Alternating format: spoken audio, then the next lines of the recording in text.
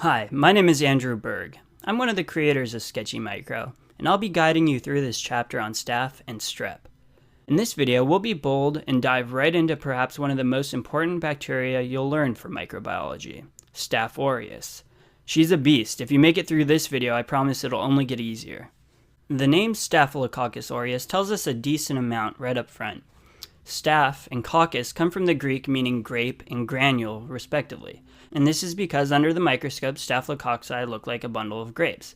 Now, aureus is Latin, and it means golden, and this is because when it grows on blood agar, its colonies have a yellow or golden appearance to them. So we took this idea of it being a golden Staphylococcus, or golden staph, and we've called this scene the golden staph of Moses. I hope you enjoy it. Now, I'll start by drawing this desert background. You'll notice I've gotten really fast at drawing. Yeah, I guess it's just practice, what can I say? Anyway, here's Moses. He's carrying a very impressive golden staff, the golden staff of Staph aureus. Notice his robes are violet. We did this because Staph aureus is gram-positive. And gram-positives take up crystal violet stain in their thick cell wall and hold on to it even after the rinse and the addition of red safranin, so they appear violet under the microscope. We'll tend to use a lot of violets in the gram-positive videos, and likewise we'll use reds in the gram-negative videos. Let's keep talking about how exactly we can identify Staph aureus in the lab. So far we've gone over that they're gram-positive cocci, but so are strep. So how are you going to tell them apart besides their shape? The first test you'll use is a catalase test. Catalase converts hydrogen peroxide to water, and is present in all Staphylococci, but not strep. Since Staph is catalase positive, we'll add this cat, standing for catalase. You'll notice you won't see a cat in the strep videos or any catalase negative videos. We've placed them right here, front and center, and we've even made them look cool and Egyptian looking so that you don't forget about them. So if it's gram-positive and catalase positive, we're pretty certain we're dealing with the Staph. Now how do we know it's Staph aureus versus a different kind of Staph? Well, first, Staph aureus has that nice golden color when plated, but alternatively you can run a Coagulase test. Coagulase is an enzyme that converts fibrinogen to fibrin, and it's present in Staph aureus. Notice Moses is standing in front of the Red Sea, literally a sea colored red. It's red because it's supposed to remind you of blood, and his parting of the Red Sea is him actually coagulating it. So again, this will remind you that Staph aureus is coagulase positive. Another way to differentiate Staph aureus from other types of staph is that it's beta-hemolytic. We'll have Moses carrying this bright red light bulb with a B inside of it. This is our symbol that we'll always use for a beta hemolysis. We've designed it to look like a red light bulb because when looking at a petri dish showing beta hemolysis, it looks kind of like a glowing halo of light on a red backdrop. We're trying to convey that here. The last way to know you're dealing with a Staph aureus is to plate it on mannitol salt agar. The salt selects for only Staphylococcus species, and you can also differentiate whether or not it can ferment mannitol. If it can ferment mannitol, as in the case of Staph aureus, it'll turn the agar yellow. If it can't, the agar will stay pink. So to represent its ability to ferment mannitol, we'll draw this tall man here behind him. Tall man, or if you flip those, man tall, mannitol. A little bit of a stretch, I know, but I think you've got it. And we'll have him wearing bright yellow clothes. To remember, the mannitol fermenters turn the agar bright yellow. Now let's turn our attention to this big letter A in Moses' staff. You may have smartly assumed that this staff stands for aureus, but you'd be wrong. It actually stands for protein A, and it's the main virulence factor for Staph aureus. So you should definitely know it, and even better, you should know how it works. Protein A is a component of the Staph aureus cell wall, and it can bind the Fc portion of immunoglobulins. To visually represent this, we'll show the A binding an antibody at the Fc region. By doing this, protein A prevents complement from binding the same region, working to prevent opsonization and phagocytosis. All of this better enables it to colonize its host.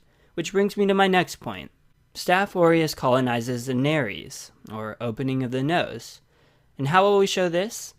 Notice the sphinx back here is missing his nose. That's because we moved it right here. We're using it as our symbol for colonizing the nose. Now we're going to dive into the diseases caused by Staph aureus. The first grouping are the inflammatory diseases. First we'll have this guy walking the camel, and he's falling to his knees and coughing. As he does that, he's pulling the camel down to his knees too. First, let's talk about their coughing. Staph aureus causes pneumonia, and the x-ray is said to look like there's patchy infiltrate. So we'll draw this patchwork quilt on the camel and on the coughing man to remind you of these patchy infiltrates.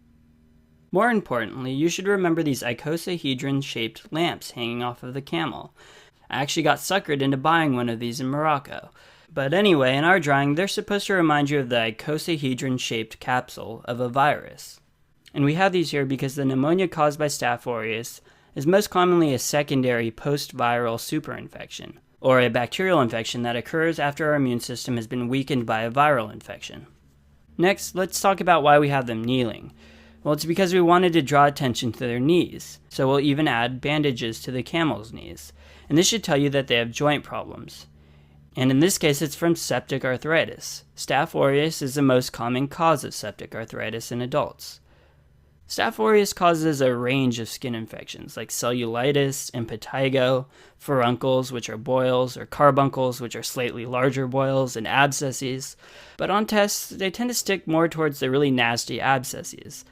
So we'll make these camels' humps covered with red cloth, and this way they look like some really large erythematous abscesses. Over here we have a camel getting spooked and running in a full camel sprint towards the edge of a cliff. This poor passenger is really freaking out, and rightly so. She's clutching her chest in fear. So this camel getting spooked out of nowhere and starting to sprint should make you think of a really rapid onset. It just happened out of nowhere, and all of a sudden you're at the edge of a cliff.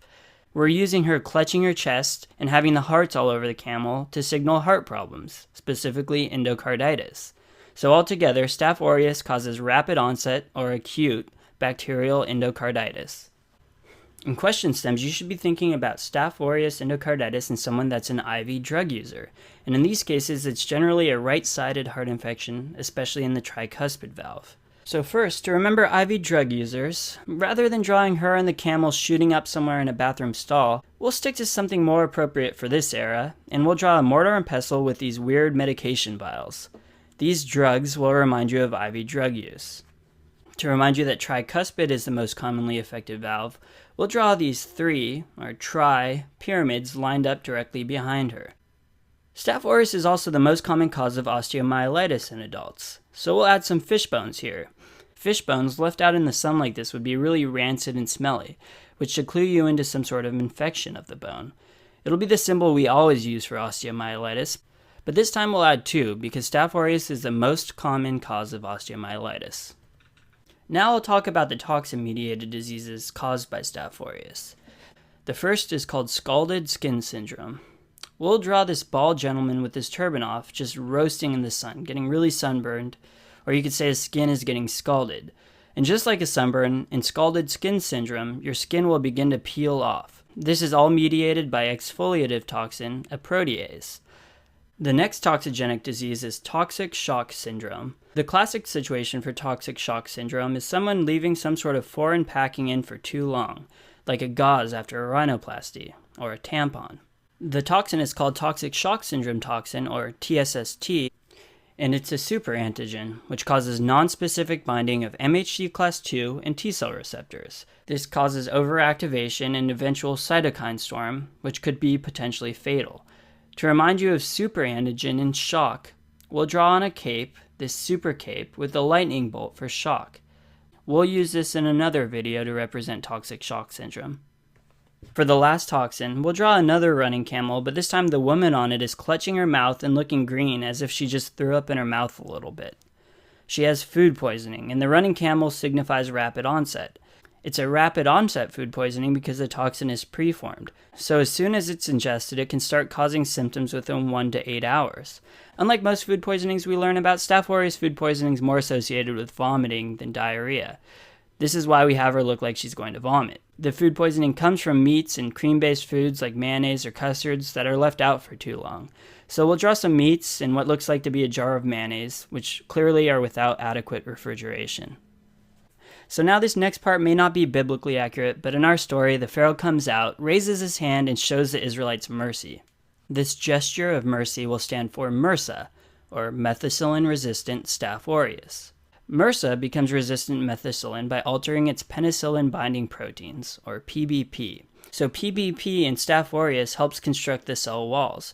In this story, the Israelite slaves used to be responsible for constructing the cell walls, but now that they've left, the pharaoh resorts to using these altered pyramid-building people, the Anubis, or a jackal-headed god. Think of these altered humans building the pyramids, and you should remember that MRSA acquires its resistance to penicillin by altering its penicillin-binding proteins. Now for the treatment of MRSA, we use vancomycin. Our symbol for vancomycin throughout the course will be a van. But to keep with this era, instead of using a van, we'll use a caravan. But we'll still have it shaped to look like our vancomycin van that you'll see in our future drawings. Finally, if the Staph aureus infection is determined to be methicillin sensitive, then you should treat it with an appropriate penicillin because this will actually work more effectively in killing the bug than vanco. A good choice for methicillin sensitive Staph aureus is a penicillin called nafcillin. We'll change this pharaoh's staph into a pencil. Pencils are a symbol for penicillin, and a good mnemonic people use is NAF for staff, which we've illustrated by substituting a staff for a pencil. Okay, and that's all for me right now. I've got pretty bad writer's cramp, so I'm going to stop here. But continue on to the next video where we discuss Staph saprophyticus and Staph epidermidis. I hope you enjoyed this one. Saprophyticus. We're going to call this scene Beauty and the Plumber. Without further ado, let's get to drawing out the backdrop of the scene. You'll notice we're using a lot of violet color. This is to signify gram-positive, because gram-positive organisms take up a lot of crystal violet stain. Our structure for this segment will be to discuss unique features of epidermidis first, then those of saprophyticus, and finally we'll talk about their shared features at the end. We'll be illustrating all of the unique characteristics of Staph epidermidis around this plumber right here. So first, you should know Staph epidermidis is the enemy of orthopedic surgeons. It often infects artificial joints and other implanted hardware. So we've drawn a bunch of hardware down here that the plumber's working on to remind you of that. Now we'll draw some tubing down here under the sink that look like catheter tubes. This is because indwelling catheters are also important sources of infection of Staph epidermidis. Staph epidermidis is everywhere. It's given the name because it covers all of our skin, so when you penetrate the skin with a line, it makes sense that Staph epidermidis would be the culprit of these infections. Finally, the third major area of infection for epidermidis is really the same as the first. It's an infection of an implant, but it's slightly special. You have to know that it's the most common cause of endocarditis affecting artificially implanted heart valves. So we'll draw some valves over here, and one of them will be shaped like a heart. And this is our symbol for endocarditis of artificial heart valves. One reason epidermidis is so good at infecting prostheses, implanted heart valves, and catheters is because it's found a way to stick to sleek metal and plastic surfaces. It produces copious adherent biofilms, which is a mess of polysaccharides that not only helps it stick to surfaces, but it also acts as this coating that protects it from exposure to antibiotics and immune cells. So to help you remember these biofilms, we'll draw a bunch of gunk under the sink, coating all of the pipes and tubes and valves. I think that's pretty intuitive.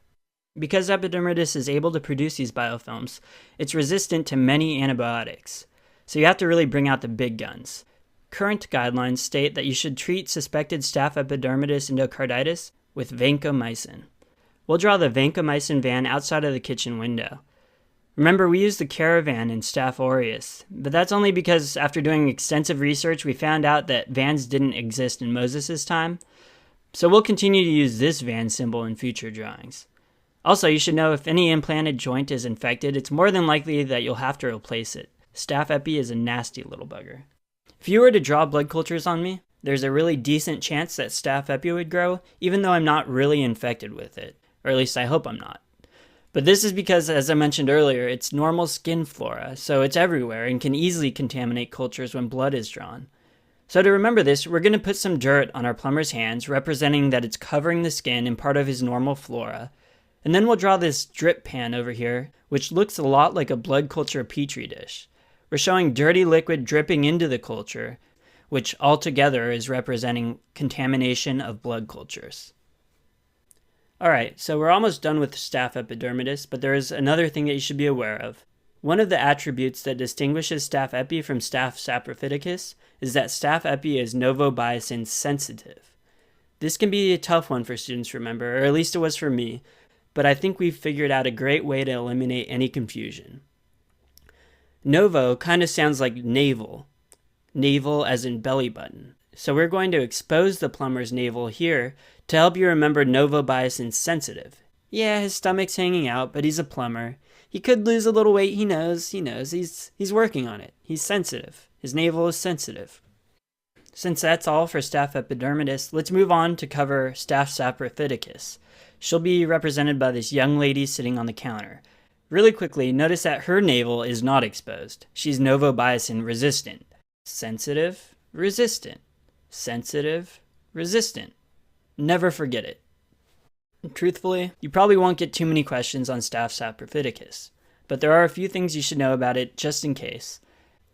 Staph saprophyticus is a common cause of urinary tract infections, specifically in sexually active females. This is why we made our saprophyticus girl look as sexy as a cartoon can, twirling her hair and all. This should help you remember saprophyticus's association with sexually active females.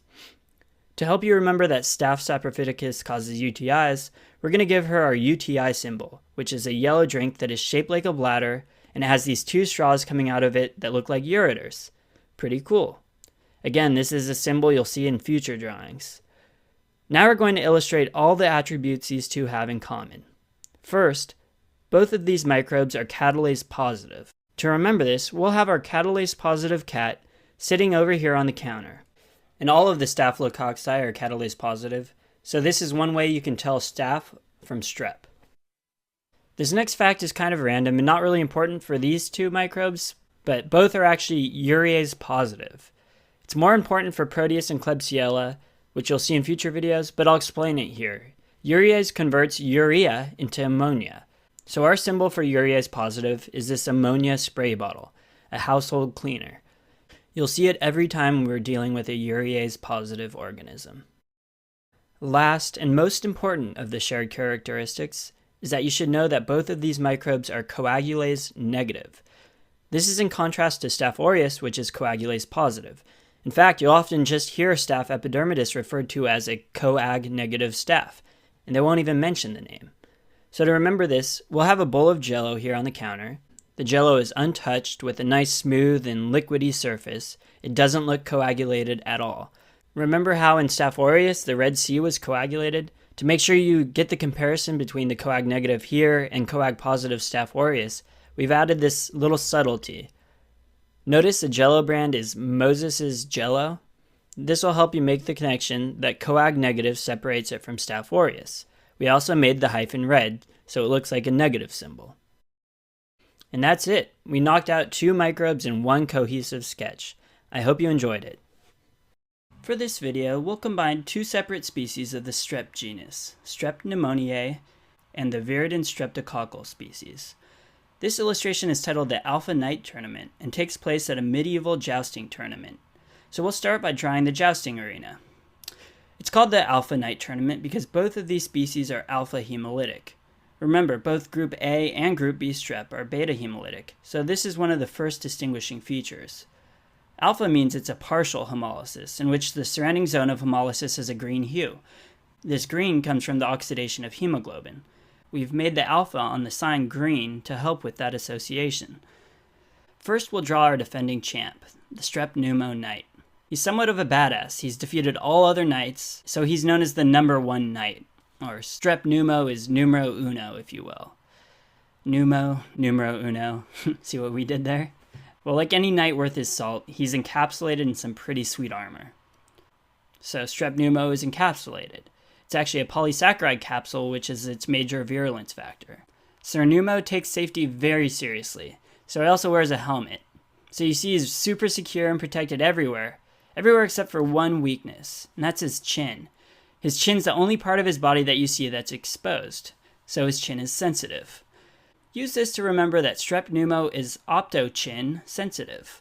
Optochin is a chemical that inhibits the growth of Strep pneumo, and as you'll see, Viridans is optochin resistant. Strep pneumo has a characteristic shape under high-power microscopy. It's said to look like a lancet-shaped gram-positive diplococci. To visualize this, we're going to give numero uno a second lance, so you remember diplococci, and the lance will remind you of the lancet shape. Another identifying attribute you may be given in a question stem is that Strep pneumo is bile-soluble. It cannot grow in bile. Try thinking of all this mud here on the ground as bile. We're going to put mud all over the horse's legs, and as it struggles to walk through it and gets all mixed up in the mud, this should remind you that strep pneumo is bile soluble. Now we'll move on to cover some clinical findings in a strep pneumo infection. Strep pneumo causes pneumonia. It's actually the #1 cause of community-acquired pneumonia in adults. It's characteristically a lobar pneumonia that generally infiltrates the lower lobes. It's also said to lead to the production of rust-colored sputum. And to remember both of these, we'll draw one lobe of the armor on the knight's chest covered with rust. Again, this is rust-colored sputum and lobar pneumonia. Strep pneumo is the #1 cause of a lot of different diseases. Rather than coming up with a separate visual cue for every disease, we thought it would be better if we added a visual reminder for a popular mnemonic that you guys already might know. And this mnemonic is MOPS, where M stands for meningitis, O stands for otitis media, P stands for pneumonia, and S stands for sinusitis. Again, strep pneumo is the most common bacterial cause of all of these. So we'll give Sir Strep pneumo a squire, and we'll have the squire mopping up this muddy mess.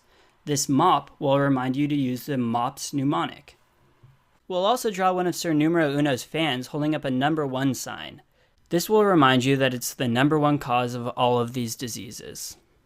Strep pneumo has another virulence factor other than its capsule that helps it evade our immune system. It's a protease that cleaves IgA, which is important for it to be able to colonize and invade our mucosa. To remember this IgA protease, we'll give Sir Numero Uno a shield with the symbol of an IgA dimer molecule. The shield looks cracked and damaged, which in general should make you think of reducing host defenses. A recurring theme in microbiology is that individuals who have had a splenectomy, or an autosplenectomy as in the case of sickle cell disease, have a greater risk of being infected by encapsulated organisms. This is because the spleen plays a major role in the removal of encapsulated organisms from the body. To help you remember that patients with sickle cell disease are particularly susceptible to strep pneumo infections, we'll strap a sickle onto Sir Numero Uno. So as far as treatment goes, there are really two first-line choices. Most pneumococcal infections are susceptible to erythromycin, a macrolide. We'll remember the macrolide with our macrolide symbol, these crows. Crows in macrolide. We'll draw them up here hanging out and watching the event. Another option would be to use a third-generation cephalosporin like ceftriaxone. We also have a special symbol for ceftriaxone which we'll incorporate in future stories. It's this, 3 axes, or our tri-axe symbol. Tri-axe will remind you of ceftriaxone. I think the symbol fits pretty conveniently in this picture. Prevention is a really important topic for strep pneumo. There are 2 pneumococcal vaccines you really need to know. One vaccine is for adults and the other is for children. The adult vaccine is a 23-valent polysaccharide vaccine, and the children vaccine is 7-valent, however it's conjugated to a protein. Since the adults are given a polysaccharide without a protein, our immune system generates a T-cell independent response, which only really creates IgM. IgM, as you know, does not provide a long-lasting protection. By conjugating the polysaccharide to a protein, as in the children's vaccine, it becomes more antigenic and generates a more robust T-cell response, which leads to the production of IgG. So overall, one more time, the 23-valent adult vaccine only causes an IgM response. The 7-valent vaccine for children causes an IgG response. We'll remember this by drawing this sign here telling people where to sit. Adults are on the mezzanine and children on the ground. M in mezzanine will remind you of IgM, and G in ground will remind you of IgG. And as soon as you remember which produces the IgG and which is IgM, you'll be able to work backwards and pick the appropriate answer for one of the more immunology-related questions on strep pneumo. Alright, that's it for strep pneumo, but we still need to learn about the challenger, and that's going to be Strep viridans, and he'll be on the right side. We decided to go for the jester theme for Strep viridans just to really make sure that they're distinct. Strep viridans is α-hemolytic, that's why he's in this tournament, but there are ways to differentiate viridans from strep pneumo. First, as you can see, the jester has no armor on. So as Strep viridans stares down strep pneumo, who has a full coat of armor, use this contrast to help you remember that Strep viridans has no capsule. The second major point of contrast to strep pneumo is that Strep viridans is optochin resistant. Remember, pneumo is optochin sensitive. So to remember this, we'll have our jester protecting his face with the jester's mask and really exaggerate the chin to show that it's protected by the mask. Finally, the last point of comparison, you'll notice how relaxed and confident this donkey looks. It's because he isn't fazed at all by the competition, nor by the mud under him. The mud isn't bothering him because he has these snazzy green bile-resistant boots on. Remember, strep pneumo is bile-soluble, and viridans is bile-insoluble. And keep these bile-resistant boots in the back of your mind because they're going to show up again in the next video. The viridans group, specifically strep mutans and strep sanguinis, are commonly associated with dental caries. To remember dental caries, we're going to give this donkey some really foul, yellow teeth. And if a viridans like strep sanguinis gets into the blood, it can cause subacute endocarditis and damaged heart valves. This most commonly occurs in the mitral valve. But before we give you an easy mnemonic to remember that it's the mitral valve that's most commonly affected, let's think about why it's the mitral valve. I said it commonly affects damaged heart valves. Which valve is most likely to be damaged in the general population? The mitral valve. First, there's mitral valve prolapse, which is a very common condition affecting 2 to 3% of the population, and there's also rheumatic fever, which we discussed earlier. So now that you really understand it, we'll add this same mitre hat, or Pope's hat, we used in the strep pyogenes video. Mitre for mitral valve, and we made it look a little damaged too, to remember that viridans only affects previously damaged valves. Now I'm going to walk through the pathogenesis of how strep viridans is able to infect damaged heart valves.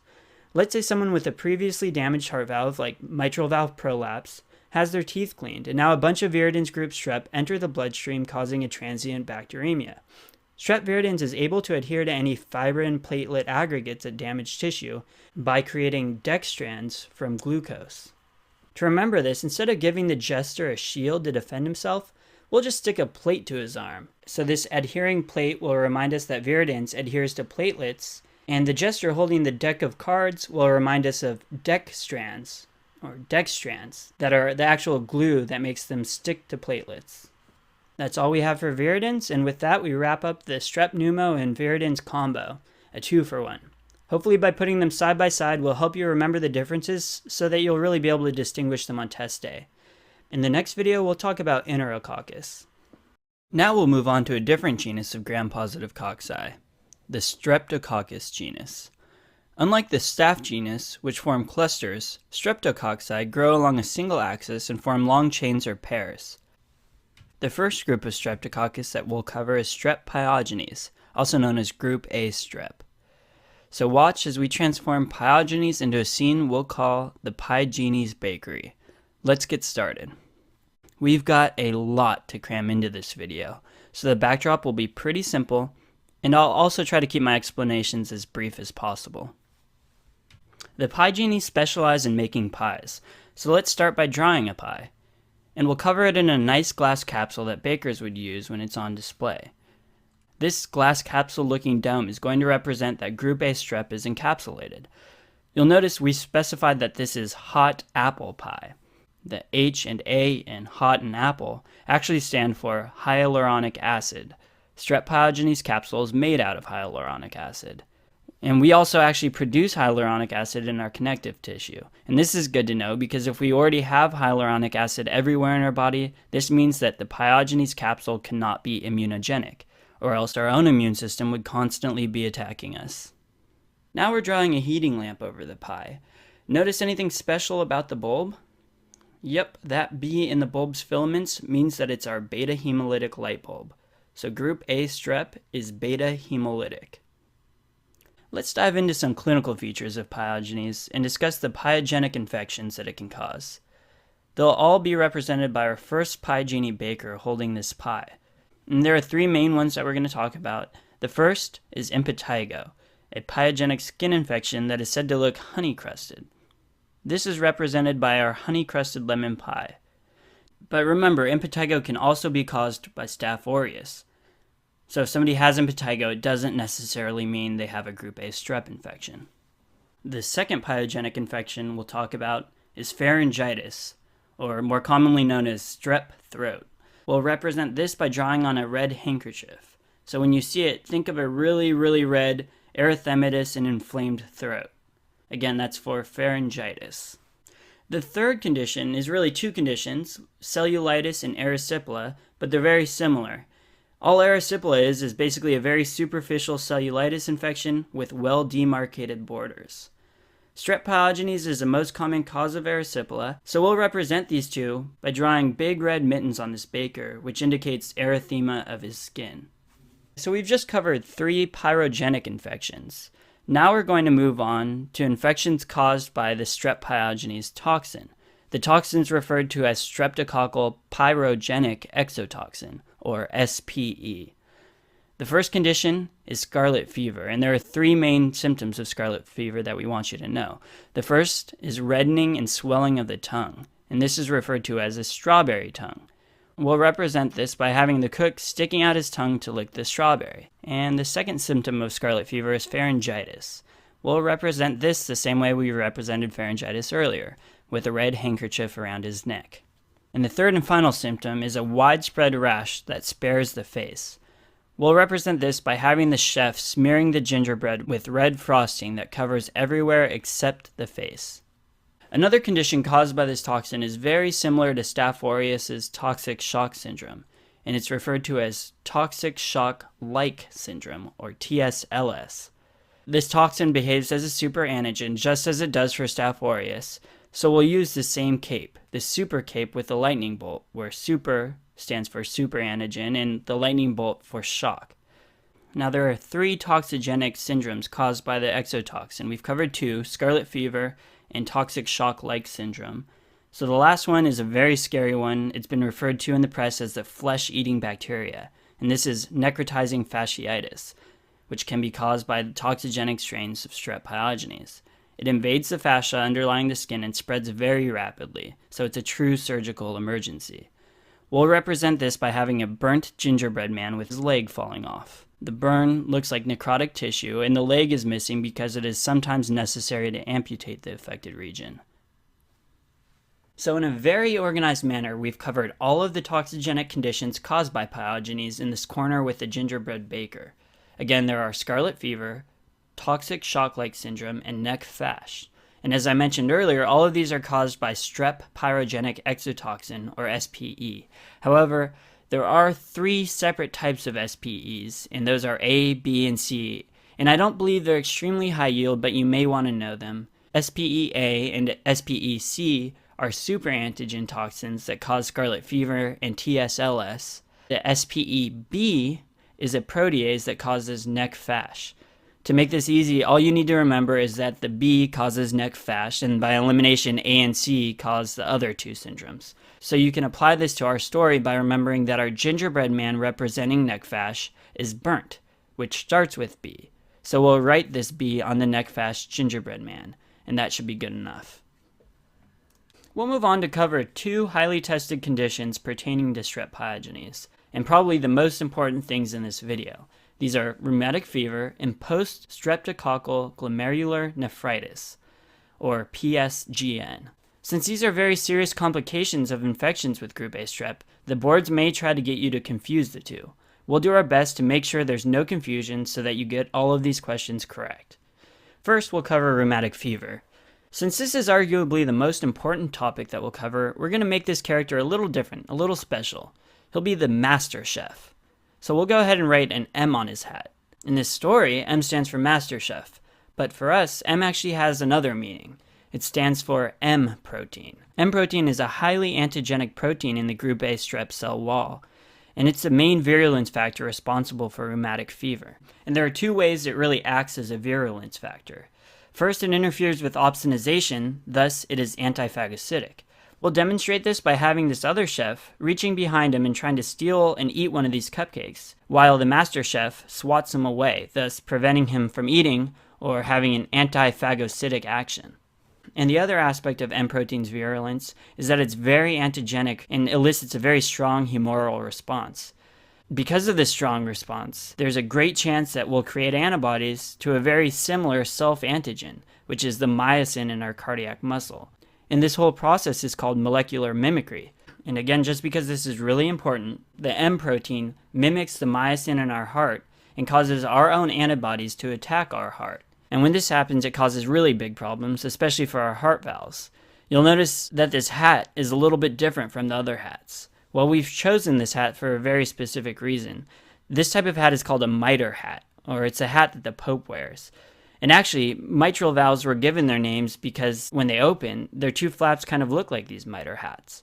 So anyway, we've given him this mitre hat to remind you of the mitral valves, which are the valves most commonly affected by rheumatic fever, specifically causing a mitral stenosis. Rheumatic fever starts after strep pharyngitis infections, but it does not happen after skin infections. It also doesn't happen if pharyngitis is promptly treated, which is why you see it more commonly in young children who have little access to health care. We'll draw the red handkerchief once more to show that pharyngitis precipitates RF. Now, the symptoms of rheumatic fever are categorized into 5 major criteria called the Jones criteria, and each letter of Jones stands for one of the criterion. So this is a really nice mnemonic already, so we'll use it, but we're going to elaborate it and make it even more obvious, because that's what we do at Sketchy Micro. The first letter, J, stands for joints. It causes polyarthritis, which is actually why I was given the name rheumatic fever in the first place. We'll draw the baker standing next to him having accidentally just bumped this J cupcake with his elbow. Notice the frosting on his elbow? This just reinforces joints. Then there's O, which isn't actually an O. It's meant to be the shape of a heart. So we've drawn a nice heart shape here, and this signifies that it causes heart problems. The heart problems are valvular damage leading to new murmurs, myocarditis, and pericarditis. Next we have N. N stands for nodules, specifically subcutaneous nodules that most commonly appear on extensor surfaces of forearms or on elbows and knees. We'll draw these nodules looking like candies sitting on top of the cupcake. E stands for erythema marginatum, a rash with really nice thick red borders. We did our best to illustrate what it looks like on top of this cupcake, but it was a small canvas, so I recommend that you Google it if you're interested in seeing more accurate representations. Finally, we have S, which stands for Sydenham's chorea, which are rapid, involuntary movements, especially of the hands and face. And that's really it for rheumatic fever. And we'll move on to the other very highly tested condition, post-strep glomerulonephritis. And I think this is very highly tested, mostly because it has a very strong tie-in to pathology. Like rheumatic fever, the damage is caused by our own immune system after a strep infection. However, unlike RF, the damage isn't a type 2 hypersensitivity reaction, it's a type 3, which means that the damage is from circulating antibody-antigen immune complexes that eventually deposit in the glomerulus. To represent glomerular damage, we'll draw this chef talking on the telephone, and you'll notice that its cord has been twisted here into a little ball, and it looks a lot like a glomerulus. The two main symptoms that you'll see for PSGN are dark brown or cola-colored urine, and facial swelling or puffiness from edema.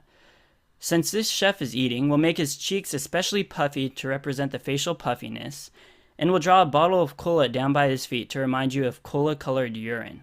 You'll need to remember that PSGN occurs 2 weeks after the onset of the initial strep infection. We've illustrated 2 weeks in this calendar here by circling in red a date that is 2 weeks from today.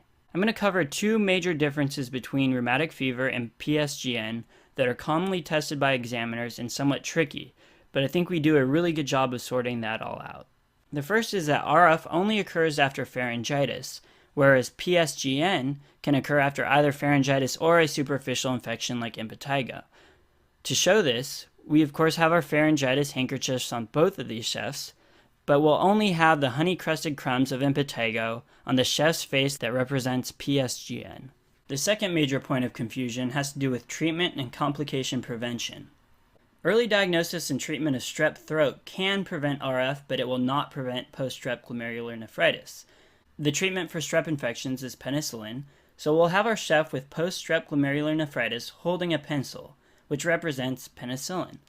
And the way I want you to think about this, so that there's no confusion, is to say to yourself, even though this chef has penicillin, the pencil, he still has symptoms of PSGN, denoted by the puffy face and cola-colored urine.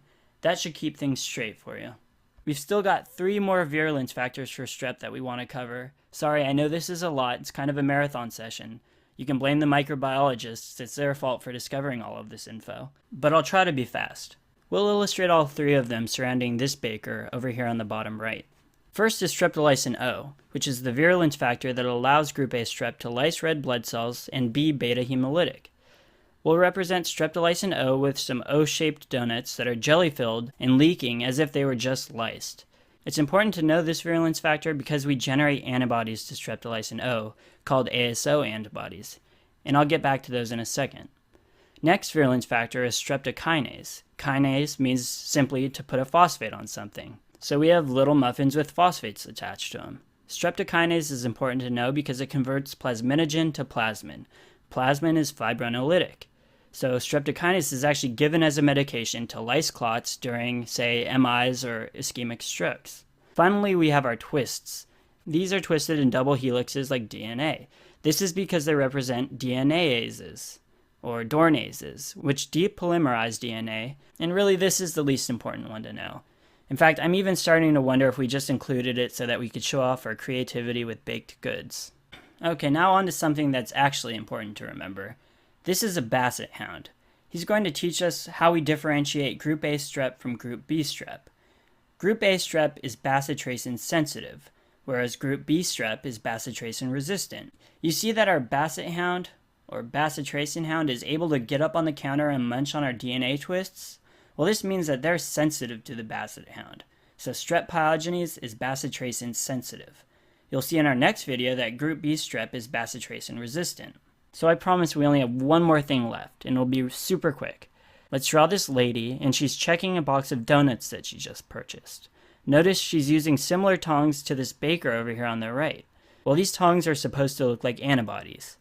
She just purchased a box of our ASO donuts, and she's checking their amount, or their titers, with ASO antibodies.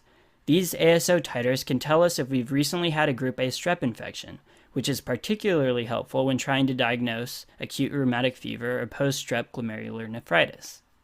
Okay, now we're going to talk about the 10 different chemicals in the wall of Strep pyogenes. I'm just kidding, we're done. On to the next one. Special attention to the tests we use to differentiate the two. Another name for group B strep is Strep agalactiae. But in the universe of Sketchy Micro, agalactiae will be known as Galactic Baby. So let's get going. The scene will take place in outer space. While we draw the planets and space backdrop, I thought it'd be appropriate to play a segment of the 2001 Space Odyssey soundtrack.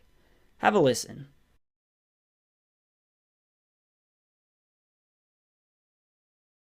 If you didn't recognize it, it was a selection from one of the movie's 88 Minutes of Silence. Maybe not the best song on the soundtrack, but the license was way cheaper.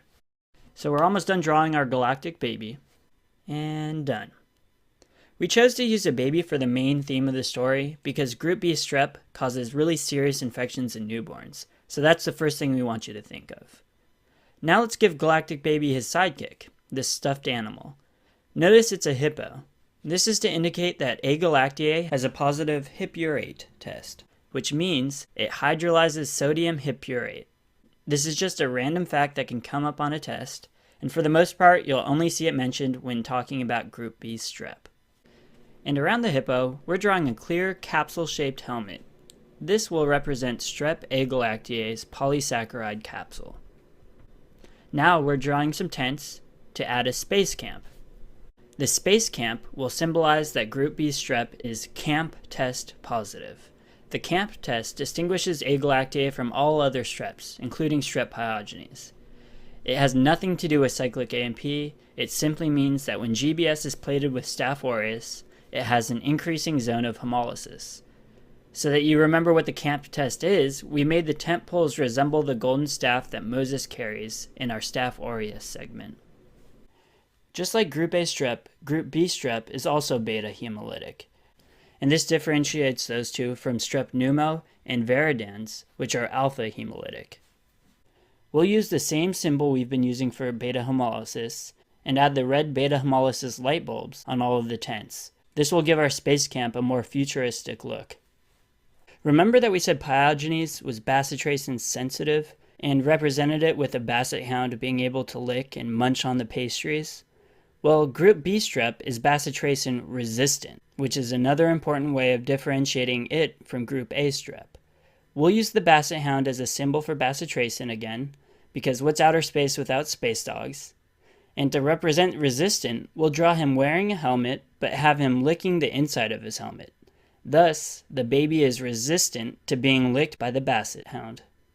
So the main concern And the first thing you should really think of when you hear group B strep is that it causes meningitis in neonates. It's actually the #1 cause of meningitis in neonates. So we'll represent meningitis by drawing this special meningitis space helmet. We'll continue to use this Galactic Baby helmet in future drawings to represent meningitis. Group B strep is also a common cause of sepsis in neonates. To represent this, we'll color the baby's clothes red. And finally, group B strep also causes pneumonia, so we'll draw our baby coughing. Now we'll draw a mothership, which is going to help us teach the rest of our drawing. So just to reinforce the idea of the camp test, which is important for group B strep, we're drawing this red arrow on the spaceship. If you imagine the spaceship as a petri dish, this red arrow is what the camp test will look like. The arrow head is the arc that forms at the point of intersection between the plated group B strep and Staph aureus. Now let's pretend the mothership is in fact the baby's mother. The way the neonate gets group B strep infection is when it passes through the vaginal canal of the mother during delivery. And this is represented in the drawing if you just use your imagination and pretend that this tunnel is the vaginal canal and the baby just passed through it. Part of mom's prenatal care is that she has her vagina and rectum swabbed for group B strep at 35 weeks to see if she's colonized. So we'll write 35 WK or 35 weeks on the side of the ship. Again, this is to remind you that all pregnant women need to be swabbed at 35 weeks to see if they're colonized for group B strep. Let's say the mother is determined to be colonized. Then how do you prevent the baby from getting a terrible GBS infection? Well, you give mom intrapartum penicillin. This is very important, and you'll very likely come across this test question at some point during your studies, so we're going to make it very, very obvious. The landing legs that the mothership has will be pencils, and they're stabbing into the mother. The pencils are the symbol for penicillin, and since we are showing the baby coming out of the vaginal canal, we know this is intrapartum. So again, we know that prophylaxis against GBS infection is given to mom intrapartumly. And that wraps up group B strep. I hope you've enjoyed this one. We'll move on to cover Enterococcus, which was formerly a member of the group D streptococci. There's not so much we need to cover, so this video will be a quick one, but let's start by thinking about the name, Enterococcus. Entero clues us in that it inhabits our intestinal tract, and coccus is especially important to pay attention to so that you don't inadvertently confuse Enterococcus, the gram-positive cocci, with a completely different bacteria, Enterobacter, which is a gram-negative rod. I've done it a few too many times. So to make sure that you don't confuse the two, we'll base the whole scene around Caucus and title it Protest at the Caucus. A little play on words there. So here it is. Here's the protest in front of the caucus, specifically the California caucus. Before I talk about why it's a California caucus, let's draw this dude standing alone out in front of the crowd holding a sign. There are two species in the Enterococcus genus that we should know. There's E. faecalis and E. faecium. Faecalis is represented by the mass of people underneath the California caucus sign. Faecium is represented by the protester in the foreground holding the sign that says Stop the Fees. Fees for faecium.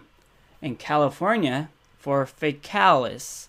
Since there are so many more people in faecalis and fewer people in faecium, you'll remember that faecalis is more common. So faecium occurs less often, but it's kind of a superbug that causes more serious problems. So we've made the protester in the foreground a little buffer to remind you that faecium is more dangerous. But both Enterococci are pretty tough cookies. They're able to grow in mediums of up to 6.5% sodium chloride. To represent this, we'll play on the whole resist the 1% Wall Street protests, but write resist the 6.5% Northern California, again meaning it can grow in 6.5% sodium chloride. Okay, so since the guy up front is more dangerous, we'll stick a police officer on him. Notice the police officer is trying to hit him with a billy club, but he's resisting being hit by the billy club. We may go so far as to say he's showing that he's billy resistant. As you may have guessed, we're trying to communicate that Enterococcus is bile resistant. And just to make this doubly clear, we'll add the bile-resistant boots that Strep Viridans had in our previous video. Now we're at my favorite part of the sketch because I think it's ridiculously clever. We're going to cover 3 of the main infections of Enterococcus in one symbol. The protesters are holding a sign that says, "Do you heart trees?" The U stands for urinary tract infections, which we've colored yellow. The heart stands for endocarditis, and the tree stands for infections of the biliary tree. Remember, since Enterococcus is insoluble in bile, it can colonize and infect our biliary tree. Now we're adding the most important piece of information that needs to stick with you, and one of the only reasons why we have to know Enterococcus. Enterococcus, specifically E. faecium, is a nosocomial infection that is resistant to almost every antibiotic we have, even vancomycin. In these cases, you'll hear the bacteria referred to as VRE, for vancomycin-resistant Enterococcus. To show this, we'll draw our vancomycin van, a police van, and show one of our E. faecium buff dudes resisting being thrown in the van, or vancomycin-resistant. So then what do you go for if you can't use a beta-lactam or a vancomycin to treat VRE? Well, you can use this. Yeah, this line, police line. Well, line stands for linezolid, a very expensive big gun IV antibiotic. Alternatively, you can use another expensive big gun antibiotic, tigecycline, which we'll represent by painting the next section of the police line with tiger stripes. So treat it with either tigecycline or linezolid. And that's it. A perfect level of detail that you should know for Enterococcus. Listeria monocytogenes is a gram-positive bacillus most associated with infections in pregnant women. We've played on the list in Listeria for the title Santa's List. So here's Santa with his long list for Listeria. Listeria is said to form a narrow zone of hemolysis when plated, so it is beta-hemolytic. We'll add our beta-hemolysis light bulb to the top of the Christmas tree. Again, this is a recurring symbol that appeared in our Group A and Group B strep videos. Listeria is motile, and it's facultative intracellular. When it's outside the cell, it uses flagella for motility, and under light microscopy it looks like it's tumbling, so it's described as having tumbling motility. So we'll draw some ornaments tumbling down the Christmas tree. Notice that they're all purple and elongated, or almost rod-shaped. This should remind you that Listeria is a bacillus, and the purple should remind you that it's gram-positive. So that's motility outside the cell. When Listeria is intracellular, it uses a different mode of propulsion for movement. It rapidly polymerizes actin against the bacterial wall so that it's propelled along in the opposite direction. They can even jump from cell to cell via this method of motility. Microbiologists liken this type of movement to a rocket. Thus, you might hear the term actin rockets. To represent actin rockets, we'll draw some toy rockets being left as presents. Notice that one rocket is still in Santa's bag. This is to remind you that this method of movement is used when Listeria is inside a cell. Listeria is also catalase positive, so we'll add this cat, which is our symbol for catalase. Now we'll make this Christmas scene complete by making it a white Christmas, and we'll add some icicles to this window. If you're watching from the northern hemisphere, you probably associate Christmas Eve with a cold and snowy night. This is exactly what we want you to think about. So that when you think about Listeria, you think about a cold environment, because Listeria is able to survive and even multiply in near freezing temperatures. I apologize in advance to you southern hemisphere residents who have Christmas in summer. Because of us, you're probably going to fail any Listeria questions. At least you saw my jokes. Those are enjoyed universally. Anyway, the ability for Listeria to survive in the cold means that they can contaminate food items even if they are refrigerated. These items include unpasteurized milk, packaged meat, and soft cheeses, so we'll add milk, an appropriate item to leave out for Santa Claus. And we'll also add some soft cheeses on this table, an item that's not really appropriate to leave for Santa Claus, because Santa Claus only eats soft cheeses with wine, which kind of explains why Santa's looking in disbelief at this milk. Pregnant women are almost 20 times more likely to get Listeria infections, so they make up a large portion of the total incidence of listeriosis. An infection early on in the pregnancy can lead to early termination. A later term infection can lead to disease in the newborn. Because of this, pregnant women are discouraged from eating soft cheeses. So to help you remember this, we came up with a special symbol we'll use to represent pregnant women. And it's right here. It's a pregnant woman. As I said earlier, newborns can get disease from the mom. One of these diseases is meningitis. It's actually the third most common cause of meningitis in the newborn, after Group B strep and E. coli. We'll have this baby wearing the same meningitis helmet we used in the Group B strep video.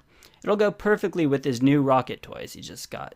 You should also know that Listeria causes meningitis in adults over 60. The standard empirical treatment for meningitis in adults includes vancomycin and ceftriaxone to cover gram-negatives and gram-positives, but in the elderly, you also have to add ampicillin to cover Listeria. To remember elderly, just remember Santa Claus. He's got to be at least a few hundred years old by now. And this brings me to my last talking point, the treatment for Listeria. I just said it's ampicillin. So how are you going to have you remember ampicillin? I guess someone in this household is receiving an electric guitar with an accompanying amp. This amp will remind you of ampicillin. And that's all for Listeria, a pretty fast one. Sketch will be covering C. difficile, and that C once stood for Clostridium, but alas, phylogenesis has revealed that it is not, in fact, a clostridial species. It's an imposter. So now that C stands for Clostridioides, so it's Clostridioides difficile. For reasons that are as obvious as they are disgusting, we've set our C. diff sketch in a chocolate factory. While it may be upsetting to think about, it's also highly memorable, and at Sketchy, that's what counts. Anyways, here at the factory, cluster candies with different flavors are the specialty. Moving on with the tour, it's easy to see why C. diff was originally classified under the genus Clostridium. They have a lot in common, at least when it comes to basic features. Like Clostridia, C. diff is a gram-positive bacillus and an obligate anaerobe. We've included some purple rod candies in our chocolate stream to remind you of C. diff's morphology. And these oopsie-poopsies are wearing our recurring symbol for obligate anaerobes, anaerobic gas masks. Also like Clostridial species, C. diff is a spore former. Bacterial spores are notoriously hard to kill. They're resistant to a whole bunch of stuff, including heat, radiation, and many chemical agents. Walnuts are our recurring symbol for bacterial spores, so we've sketched some walnuts ready to get layered in a coat of chocolate. Yeah, definitely chocolate. Remember, millions of bacteria, and yes, even the bad ones, are quietly present throughout the human body. This is called colonization. However, if something, like an antibiotic, throws off the balance, the so-called bad bacteria can grow and spread, causing some nasty symptoms, and that's called infection. C. diff can be considered part of the normal gut flora, which is why we've included these normal candy flowers. The development of C. diff infection usually requires two factors: the presence of an infectious strain of C. diff in the gut, aka toxigenic C. diff, and disruption of the intestinal flora. We'll start with toxin-forming C. diff. It turns out that even though you can be colonized by a bad C. diff, most of the time C. diff infections are actually caused by new transmission of toxigenic strains. So how does one acquire this lovely organism?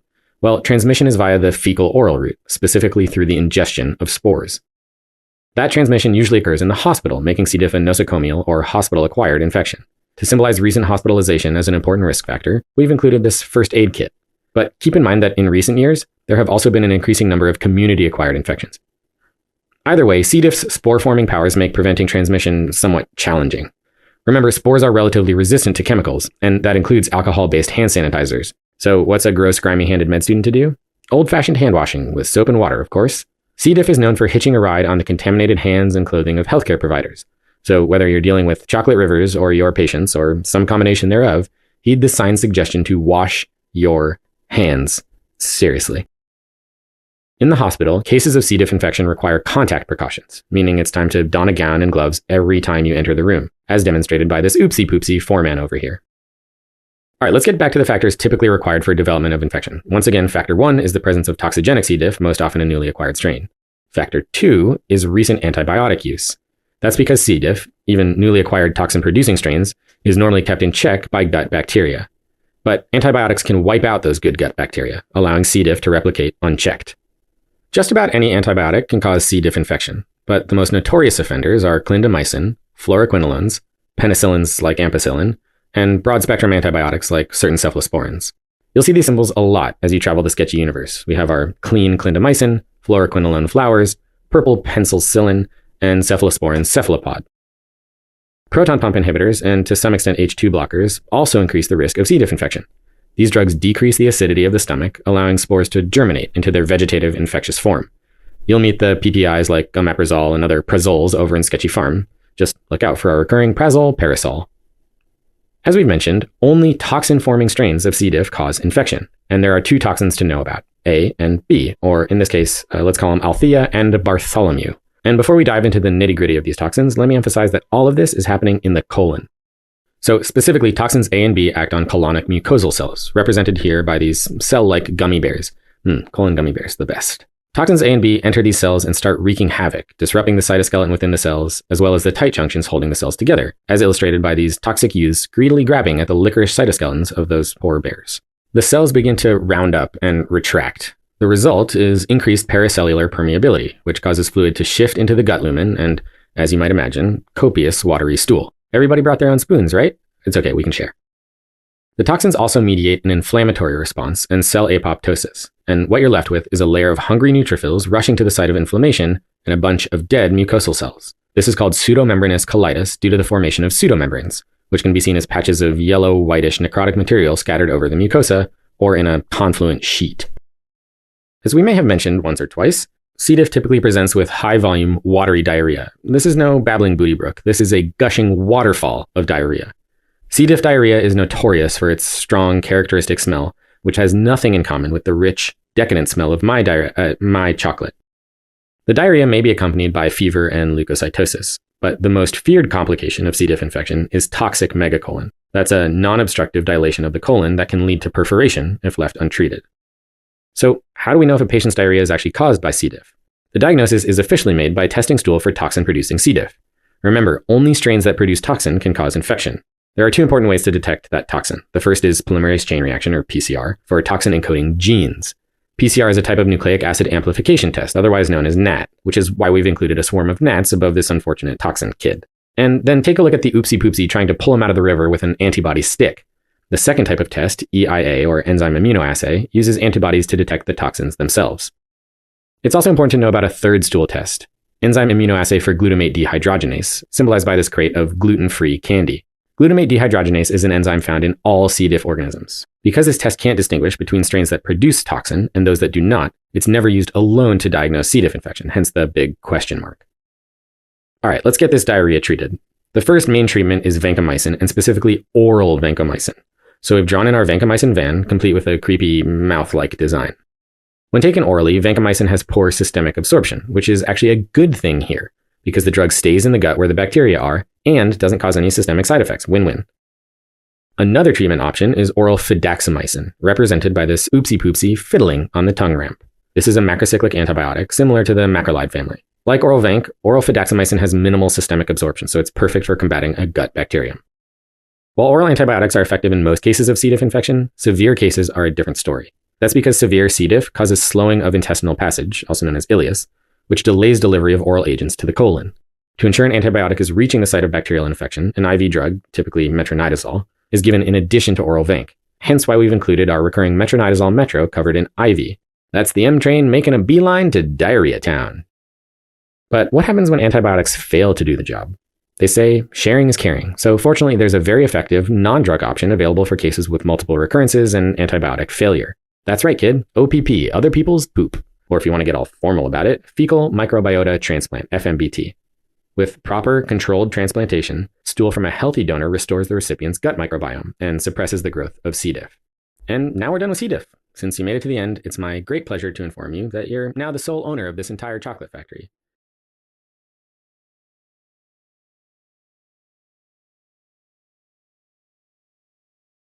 In this segment, we'll cover a very important gram-negative rod of the enteric tract named Escherichia coli, or better known as E. coli. We'll also cover two specific types of E. coli, enterohemorrhagic E. coli, or EHEC, and enterotoxigenic E. coli, also known as E-tech. This segment really has special importance to me, not only because E. coli is a high-yield subject, but more importantly because of where we decided to stage the scene. The scene is called E. coli's soda fountain, and takes place in an old-fashioned soda fountain, or a restaurant that serves milkshakes and ice cream soda. In high school, my favorite summer job was working at one of these soda fountains, and I had a lot of great memories from working there, so it was a big inspiration for the idea. So, I hope you enjoy it. First, we'll lay out the important microbiology and virulence factors for E. coli, then we're going to talk about the clinical effects, then dive into talking about EHEC, and finally E-tech. So, we have our E. coli waiter serving a milkshake, which has a meaning of its own, but I'll get back to that. A little trade secret I figured out from working in a soda fountain is that they put a secret ingredient in all milkshakes. It's milk. And coincidentally, one of the most important defining features for E. coli is its ability to ferment lactose. Lactose is in milk, and remember it's pink because lactose fermenters grow pink on McConkey's agar. We also use this same milk symbol for lactose fermentation in our Klebsiella, Enterobacter, and Serratia video. So when you hear lactose fermenter, you've narrowed it down to these bacteria. and E. coli is also encapsulated. So we'll draw this familiar glass capsule, and we'll have it surrounding a cake. The cake stands for K antigen, which is an important antigen present on the capsule used for serotyping. We'll talk more about this when we get to clinical presentations. When E. coli grows on eosin methylene blue agar, or EMB agar, it produces a metallic green sheen. These green coasters will remind us of that. E. coli is also catalase positive, so we'll just add our catalase positive cat curled up on this bar stool. The last important virulence factor for E. coli is its fimbriae, which we'll illustrate by drawing a long fimbriae-like bow in her hair. These fimbriae, or pili, are important because they're necessary for the bug to be able to cause a urinary tract infection. Since it causes UTIs, we'll just draw our UTI cup, but this time the cup is somewhat special because E. coli is actually the #1 cause of UTIs. In fact, about 80% of UTIs are caused by E. coli, so we'll write a big #1 on the UTI glass. Now we'll come back to this strawberry milkshake. We chose to make it specifically a strawberry milkshake because we wanted the color red to remind you of blood. This is because E. coli is also the leading cause of gram-negative sepsis. Although we didn't feel it was necessary to illustrate the virulence factor important for causing sepsis, I'll just mention it. It's lipopolysaccharide, or LPS endotoxin, and this is located in the outer cell membrane. We didn't illustrate it because LPS is a virulence factor for all gram-negatives, and not at all specific for E. coli. Remember this helmet from our Group B Strep and Listeria videos? That's right, it's our meningitis helmet. We also made this baby reaching out towards this cake. So this altogether symbolizes that E. coli causes meningitis in neonates, and that it can only do so when it's positive for this K capsular antigen that we talked about earlier. Now that we've covered those basic clinical features of E. coli, we'll move on to cover EHEC and ETEC. First is EHEC. EHEC is most commonly transmitted by eating undercooked meat. So we've drawn this hamburger because undercooked hamburgers are a very common culprit. From the name enterohemorrhagic, you can probably infer that EHEC causes bloody diarrhea, but we'll still illustrate this in the drawing by having this bloody looking ketchup spilling all over the tray. And for consistency, we'll also color this stool red, because this red stool symbol is what we've been using for all of the bugs that cause bloody diarrhea. One way to tell if we've isolated EHEC is that EHEC is unique in that it's the only E. coli that doesn't ferment sorbitol.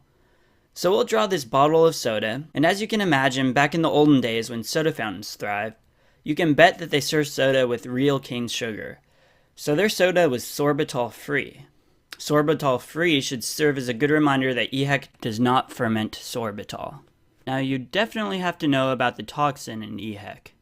I could tell you that it's a toxin that inhibits ribosomes at the 60S position, but you already knew that. You may not think you do, but you do. You know it because it's virtually the same toxin as Shigella's Shiga toxin. In fact, it's called Shiga-like toxin. Remember the 60S written here on the 60-second hourglass? This represents 60S subunit of ribosomes.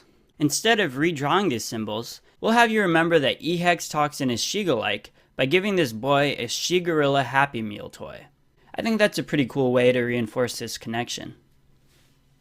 And also, just like Shigella, EHEC can cause hemolytic uremic syndrome, especially in children under 10.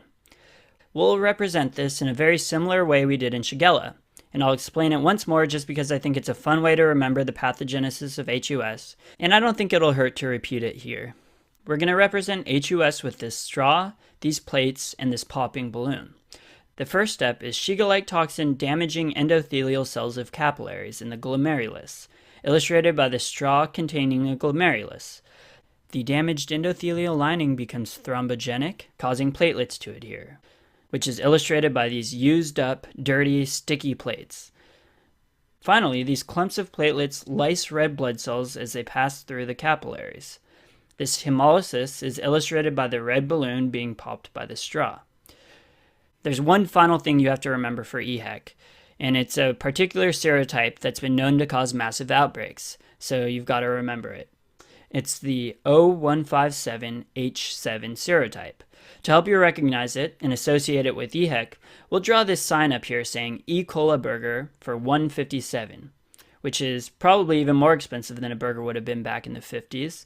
Inflation's a killer, I know, but I guess so is EHEC. So again, the $1.57 will just help you remember O157H7. And that'll do for EHEC, so now let's finish up with ETEC. Everything you're going to want to know about ETEC will take place outside of this window. First, ETEC is known as traveler's diarrhea. So we'll have ETEC be represented by a truck because, well, trucks travel. We're also making it specifically a water delivery truck because ETEC is transmitted via water sources. Now we're writing El Agua de San Gabriel, Mexico. And we made the water truck to be from a Mexican water company because the classic history for someone with ETEC is recent travel to Mexico, where they drank the water. You may have heard this disease referenced as Montezuma's Revenge. We didn't write this long-winded title for a water company for no reason. It's actually there to help you keep straight two of the toxins that ETEC produces. The first is a heat labile toxin, which increases cAMP. The second is a heat stable toxin, which increases cGMP. So all you need to remember is that labile increases cAMP and stable increases cGMP. So we have a mnemonic that fits nicely within this title. El Agua de San Gabriel pairs the L and the A in El Agua with the S and the G in San Gabriel. So L for labile increases cAMP, and S for stable increases cGMP. And as a side note, this heat labile toxin that increases cAMP is very similar to cholera toxin, which you'll see in the cholera video. Finally, we'll draw a delivery truck driver standing on a stool and holding a jug of water. The stool with the water above it will help you think of watery diarrhea. ETEC is watery, not bloody like EHEC. And to make this extremely clear, we colored the stool brown as opposed to the red stool for EHEC.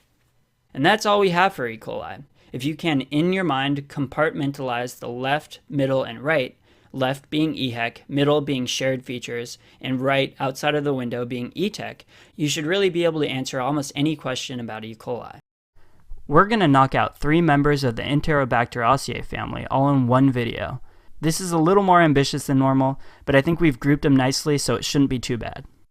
The 3 we're going to cover are Enterobacter, Serratia, and Klebsiella, or as we at Sketchy Micro know them as, Pterodactyl, Triceratops, and finally this ankylosaurus with a club tail, or kleb tail, will be Klebsiella.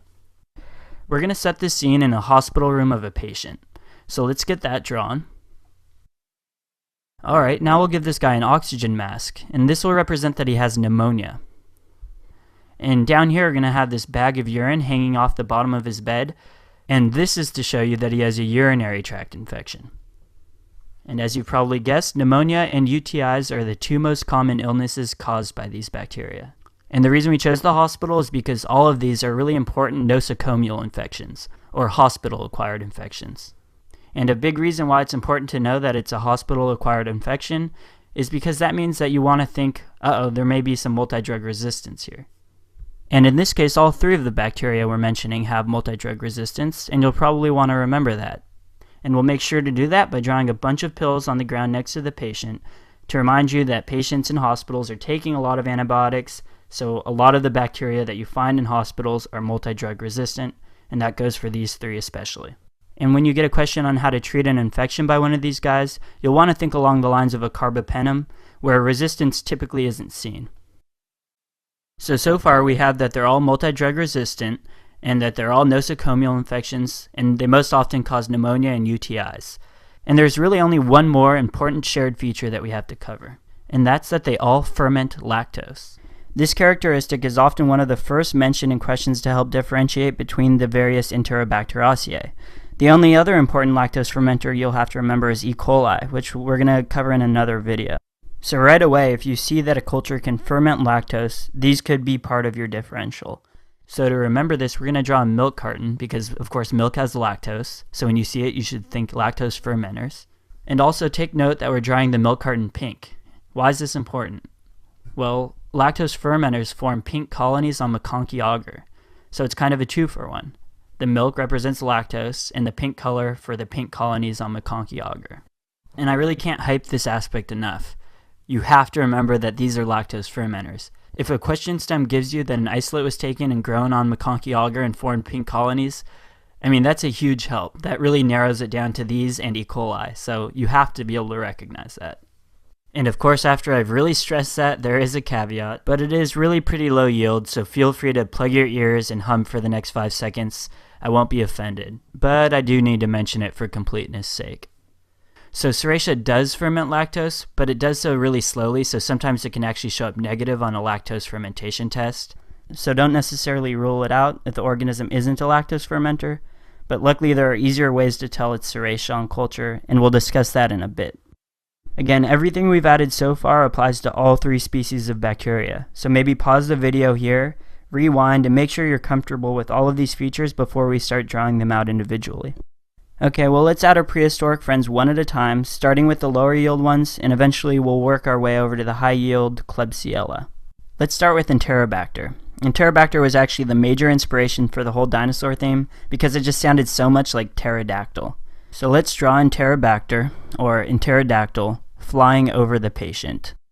A quick disclaimer here, if in real life your patient starts to complain about seeing little dinosaurs flying above them, you might want to consider turning down the ketamine drip.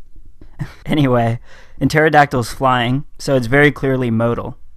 Only Serratia and Enterobacter display motility within this sketch, and you'll see that later after we've finished all 3 of them. And really, there aren't many more defining features for Enterobacter, so that's great for us. Now let's get to Serratia, which is actually my favorite of the 3. Serratia will be represented by a triceratops, or as we called it earlier, triceratiatops. And we're drawing him as if he were kind of in motion, charging with his right arm up. This is to remind you that he too is motile. Remember, of the 3, only Klebsiella will be immotile. So let me tell you why Serratia is my favorite. It produces a red pigment when cultured, and you've probably actually seen this pigment and just didn't realize it. If you're like me and when studying for the boards, you may neglect some of your daily chores, especially in the bathroom, and you get that pink ring around your shower. Well, that pink pigment is actually from Serratia, and that's the same pigment you see when it's cultured. So you can think about that the next time you shower, or you can remember that Triceratops is bright red, so that should remind you of the red pigment that Serratia produces. Alright, so if you had a really awesome childhood, then you probably went through a dinosaur phase like I did. In fact, if you were a boy and you didn't want to be a paleontologist, I'm willing to bet you probably didn't have many friends. But on the other hand, if you really like dinosaurs and actually became a paleontologist, you probably still didn't really have many friends. I'm just kidding. I know we have a massive paleontology following, so I don't want to offend any of you. Anyway, if you know dinosaurs, then you've probably heard of the Ankylosaurus. You might also remember they have that club-shaped tail, and that club will remind us of Klebsiella. And actually, our club tail will have these 3 spikes that have A's in them. And these are 3 A's to remind you of the 3 A's of Klebsiella, which is alcoholics, abscesses, and aspiration. That means that they commonly infect alcoholics, they commonly create abscesses, and they commonly get started from aspiration. And the Ankylosaurus also has these really thick shell-like scales on its back, and this is perfect for us because Klebsiella actually has a capsule, so we'll cover the spiky scales on his back with this mucus substance to remind you of polysaccharide capsules. So how can you tell that Klebsiella is the cause of a patient's pneumonia? Well, a common clinical feature that becomes kind of a buzzword for many students is that these patients cough up a currant jelly sputum. The boards don't generally go for such obvious buzzwords, but you may see it in your class exam, so we'll include it. So we'll draw a Klebsiella knocking over a jar full of currant jelly. That should be a pretty obvious reminder. Additionally, the jar has spilled its contents all over Klebsiella, and it's sticking him to the table, almost like a tar pit. And this demonstrates that Klebsiella is the only one of the 3 that's immotile, especially in contrast to the other 2 which are clearly active and definitely demonstrating motility. And a little subsketch we'll include just for fun is this chest x-ray. And you'll notice, if you look closely, you see this cavitary lesion on the patient's right lobe. Well, that's to remind you that Klebsiella, forms abscesses, but also that if you looked at this chest x-ray, you might originally think it was TB. So in a question stem, you might get something where, they originally thought it was TB or something that really makes you think it is TB, but you have to keep Klebsiella in mind. And lastly, you should know that Klebsiella is urease positive. So to represent this, we'll use our bottle of ammonia and have the patient spraying Klebsiella specifically, so you know it's just Klebsiella that's urease positive. And that wraps up 3 bacteria in one video. I hope you enjoyed it. Salmonella holds a special place in my heart. It was the first video that we ever created at Sketchy, hand-drawn by none other than our illustrious co-founder Brian Lemieux. In a way, it served as a constant reminder for us at Sketchy about where we came from, and undoubtedly shaped where we are today. But unfortunately, we had to take it down after a high-profile lawsuit brought on us by the chicken industry. And if there's any industry you don't want to cluck with, believe me, it's big chicken. Okay, now we're actually going to break up Salmonella into 2 sketches, which are Typhoidal Salmonella and non-Typhoidal Salmonella. So this scene is the story of Finding Samo. Finding Samo is that classic tale of a young salmon who gets lost at sea, only to discover fame after being in a box office smash.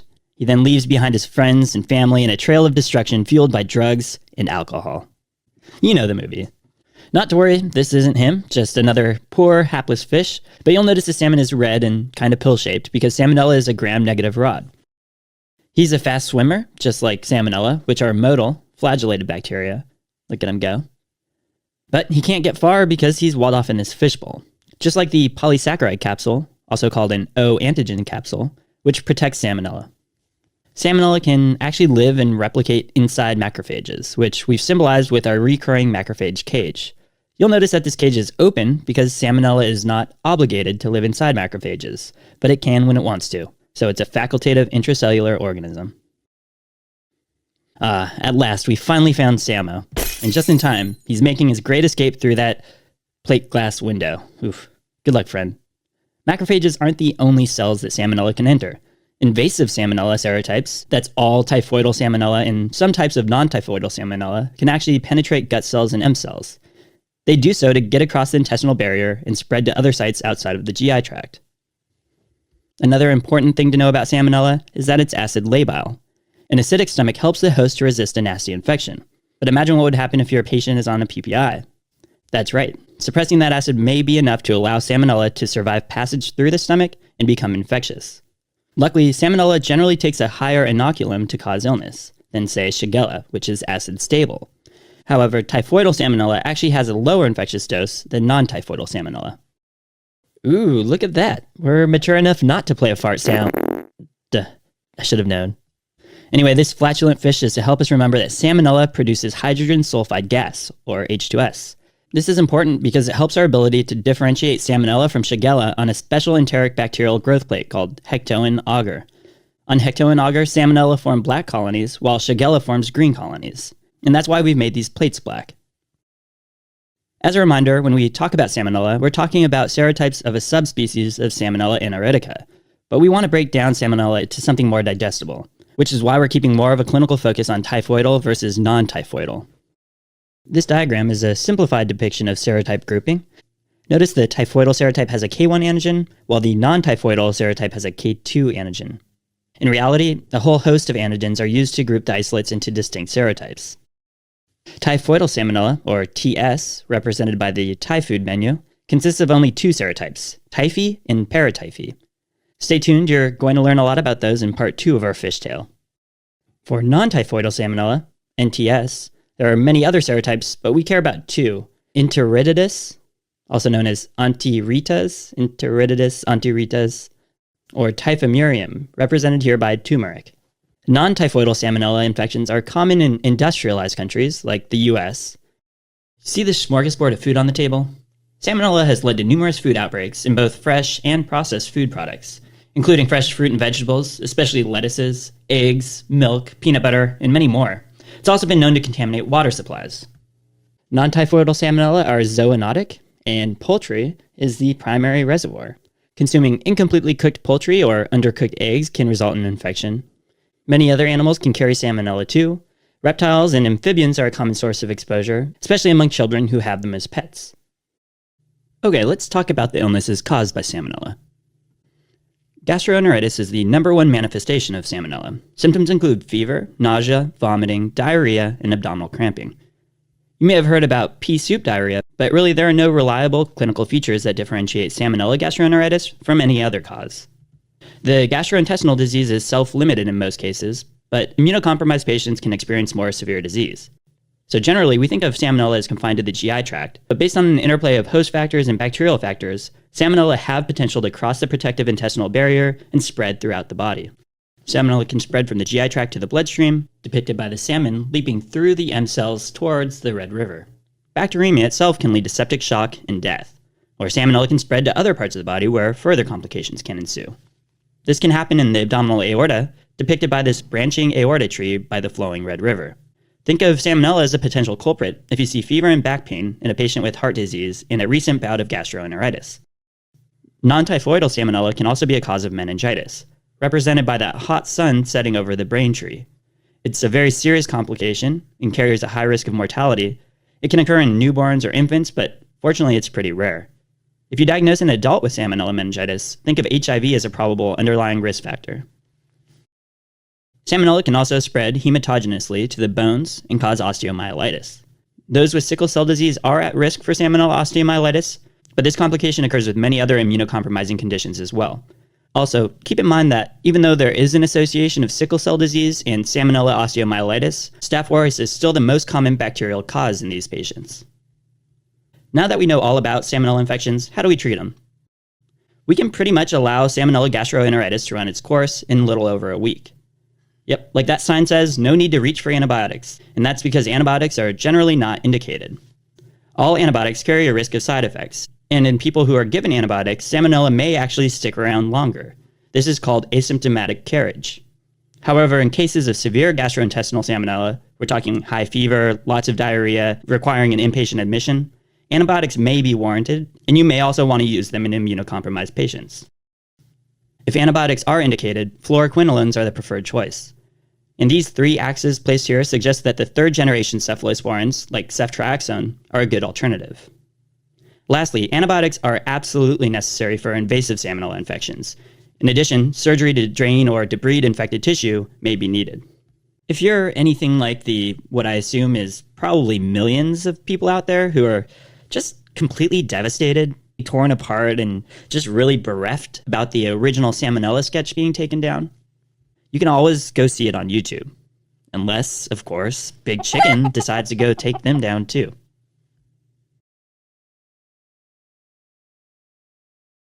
So, what do you do after you create a relatively popular animated film with an uninspired story about a washed-up fish who does the predictable? That's right, you milk it for all it's worth with a sequel. And like all good sequels, this one is set in Thailand. Typhoidal Salmonella, serotypes Typhi and Paratyphi, or rather Typhi and Paratyphi, get their name because they cause typhoid fever. Well, technically typhoid and paratyphoid fever. But we'll stick to the term enteric fever to keep things simple. I do want to take a moment here to mention that we are associating Thai with typhoidal purely for the alliteration and because we felt it would make a good scene. I don't want it to seem like we're unfairly picking on Thailand and encourage everyone to continue eating Thai food with reckless abandon. Okay, back to the story. In contrast to non-typhoidal Salmonella, the typhoidal Salmonella serotypes, Typhi and Paratyphi, are only found in humans, which is why we've written no animals allowed. Infection of typhoidal Salmonella is typically acquired through consumption of food or water that is contaminated by human feces, hence the outhouse with the mouth-shaped window to symbolize the fecal-oral route. A small percentage of those who acquire a typhoidal Salmonella serotype never completely clear the infection, and the bacteria end up colonizing the gallbladder, represented by our recurring symbol of a green papaya. This results in a chronic asymptomatic carrier state, which can lead to an unwitting spread of infection. This was the case with Typhoid Mary, the chef of the New York elite in the late 19th century, who was accused of unknowingly infecting multiple families. She was sadly sentenced to 30 years of quarantine, where she died in isolation. And with that light note, let's talk about endemic areas. So typhoidal Salmonella infections are typically only seen in developing countries with poor sanitation, particularly areas in South Central and East Asia, as well as Southern Africa. So be on the lookout for a history of traveling to an endemic region. All right, let's take a closer look at how exactly typhoidal Salmonella causes infection. Like invasive non-typhoidal Salmonella, in order to cause systemic illness, typhoidal Salmonella crosses the intestinal barrier by penetrating enterocytes and M cells. From there, the bacteria are taken up by host macrophages and phagocytes and spread throughout the body. Salmonella bacteria aren't so easy to fight off. Their capsules have a special polysaccharide antigen called the VI, or virulence capsular antigen, that resists the host's defenses. This EMT here represents the neutrophil, because, the first responders of the immune system. And he's kind of out of commission from this intoxicating violet punch. Violet for VI capsular antigen. The VI antigen specifically tamps down the neutrophil immune response in 3 ways. First, it inhibits neutrophil chemotaxis. Second, it interferes with the complement-dependent opsonization. And third, it prevents the final killer oxidative burst. Monocytes also come to fight off the typhoidal salmonella bacteria, which at Sketchy we represent with these big macro cages. And you would see these signs of monocytic immune response in places that harbor lots of typhoidal salmonella bacteria, such as pear patches. We've also drawn parrots in these cages to remind you again that typhoidal salmonella are facultative intracellular within macrophages, where they evade the host's immune response and proliferate extensively. From there, the bacteria can invade the bloodstream, then spread to the lymphatics, reticuloendothelial system, and other organs such as bone marrow, causing the disease known as enteric fever. So what happens in enteric fever? Well, with fever in the name, obviously, it causes fever. Classically, the fever gradually rises in a stepwise manner to a high plateau. Stepwise fever is hence an important buzzword for typhoidal salmonella infection. And you'll remember that by these glowing lanterns soaring over the tall, step-like rocks. The fever is often accompanied by relative bradycardia, or pulse temperature dissociation, depicted by the diver's heart watch that's falling into the water. So what I mean by this is that normally your heart rate increases in response to infection, typically about 10 beats per minute for every 1 degree elevation over your temperature. But this doesn't hold true in enteric fever. And the heart rate is actually lower than you would expect, hence the term relative bradycardia, and it's also known as pulse temperature dissociation. So about a week after infection, red macules, referred to as rose spots, may develop on the trunk and abdomen. We've drawn in some red algae on the diver and the boat to remind you of these rose spots, which are actually seen in a minority of cases, but they're definitely a useful clue if given to you in the question stem. And our diver's got some pain lines too, to remind you that it causes abdominal pain. If left untreated, the most severe complications of enteric fever develop in the 3rd week of illness. This includes hepatosplenomegaly, intestinal bleeding, and if things get really bad, perforation, peritonitis, and sepsis. And then one last thing to know about the clinical findings of typhoid fever, the CBC will actually show anemia and leukopenia. However, late leukocytosis in a patient with severe acute abdominal pain can clue you into a possible perforation. This patient, of course, would be very sick, and it would be a real surgical emergency. All right, time to talk treatment. Enteric fever requires prompt treatment with antibiotics, typically a fluoroquinolone, hence our recurring field of flowers here. However, specifically in South Asia, fluoroquinolone resistance is a big problem, so azithromycin or a 3rd-generation cephalosporin like ceftriaxone should be used instead. All right, the very last thing to cover is the vaccine. And currently there are 3 available. The islands come alive with music. This live entertainment should remind you that one vaccine is actually comprised of a weakened form of the live bacteria, and this vaccine is given orally.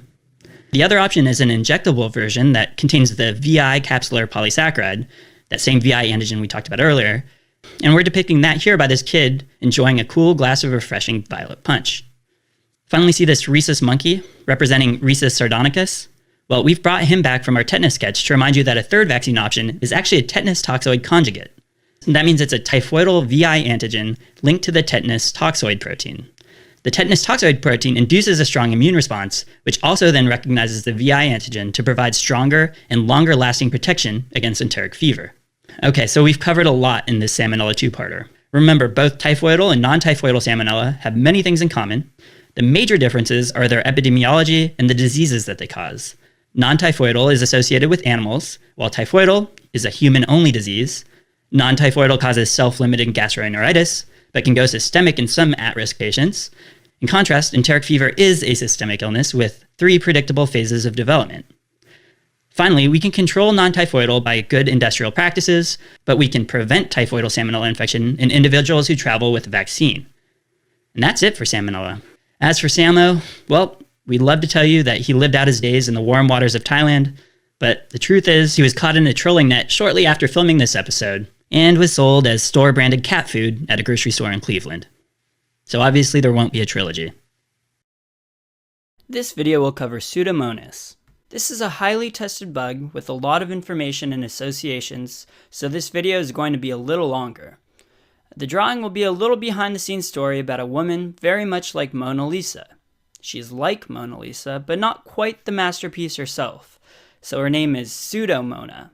And this story will be about some suitors who have taken a fancy to our Pseudomona, so we've titled it The Suitors of Pseudomona. As we're drawing the background, you'll notice the reddish hues we've used. This will help you remember that Pseudomonas is gram-negative. Let's start off by drawing a red bathtub in the middle of the room.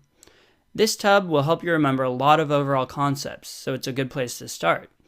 The redness of the tub and its shape will help you remember that Pseudomonas is a gram-negative rod. The water in the tub is to make the association that Pseudomonas thrives in aquatic environments. This is why Pseudomonas can cause hot tub folliculitis. I'll talk more about this later, but I wanted to introduce it now so we can put our main character, Pseudomona, inside the bathtub. Here she is, Pseudomona, relaxing in her tub. Yep, this may be a wee bit scandalous. She's completely naked. Well, actually not quite. She still has this fatty blue ring on, which you should recognize as our oxidase positive symbol.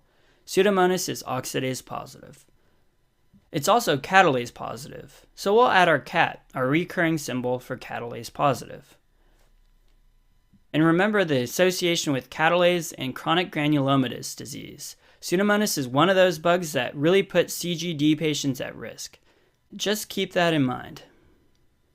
There are a couple really unique identifying features for Pseudomonas that would be a dead giveaway if they gave them to you in a question stem. So we've tried our best to make them stand out. The first unique characteristic of Pseudomonas is that it produces a blue-green pigment when plated. The color comes from pyocyanin and pyoveridin, substances that Pseudomonas produces. In fact, it's produced in such abundance that it may even turn wounds blue. We're going to draw this green residue or buildup on the tub and floor to help you remember this blue and green pigment from pyocyanin and pyoveridin. Another unique characteristic of Pseudomonas is that it often produces a fruity, grape-like odor. We'll draw a Pseudomonas eating grapes. Let's put some grapes here on the table next to her. Lounging around and relaxing and eating grapes is such a classic symbol associated with the bourgeoisie of the old times. So I feel like this is fairly intuitive and will definitely stick out to you when you think of Pseudomona. The other classic symbol of the bourgeoisie is having servants. So we'll add a servant here stoking the fire to heat up more water for her bath. The air bellow she's using also happens to be a recurring symbol for obligate aerobe, which also happens to be an important feature of Pseudomonas. What a coincidence! And it's an important one because it helps distinguish Pseudomonas from the rest of the Enterobacter, which are mostly facultative anaerobes. Okay, let's move on to some of the disease processes that Pseudomonas can cause. First, you should know that Pseudomonas is the #1 cause of gram-negative nosocomial pneumonia. It's also a common cause of pulmonary infection in cystic fibrosis patients. In fact, it's the most common cause of respiratory failure in CF patients. Remember in CF that patients have a mutation in the CFTR gene, which codes for a transporter that regulates chloride ions. Patients with CF have a non-functional CFTR and thus are unable to actively pump chloride ions. So we're going to roll all these pulmonary disease processes into one symbol for you. And to do so, we're going to introduce another one of Pseudomona's maids. She'll be pouring chlorine into the tub. Chlorine is the chemical used to keep hot tubs clean. But instead of writing chlorine on the bag, we'll write chloride to remind you of the dysfunctional channel of CF patients.